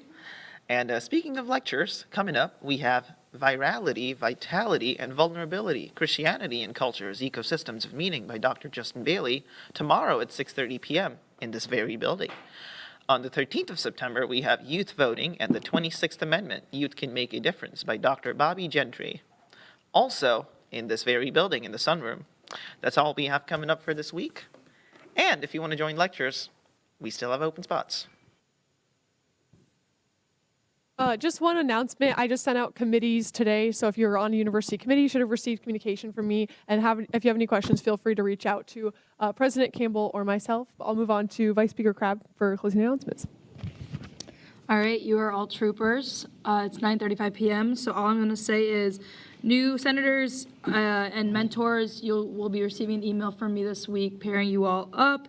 And also just take a look at the ad hoc presentation. Really look through that, see what you can tackle, work with a friend. And then also, don't forget to sign up for Outreach Week. I have one final announcement. Sorry, Speaker Brothers. If you were a newly confirmed senator today, please meet Bryce and Lydia outside for your picture. They want to put pictures in, I think, the newsletters and the website. So be on that. And I'll move on to Speaker Brothers. I'll be quick because it's late. I just wanted to welcome the new senators, and I wanted to give everyone an opportunity to applaud and welcome them in. I think you're all excellent. I think you all have a unique perspective, and you're all going to be excellent in Senate in terms of debate and ideas, everything like that. Also, it was a fantastic discussion. I'd rather be on the losing side of a vote that had a good, thorough discussion than on the winning side of one that didn't. And I think that bodes well for Senate for the rest of the year. Although the Parley Pro is a little, we're still getting there on that. But I think the debate went well, and I think, I think we all learned a lot through that. I'm also happy to see the level of scrutiny that was applied to candidates. Regardless of the particular candidates, I'm always happy to see Senate's asking questions and making sure that the candidates are qualified that are coming before us. And that's all I had. Reach out to me or anyone who is on the ad hoc committee if you have questions about that. There's a lot in that report. Thank you all for an excellent meeting. Go Cyclones. Move to adjourn.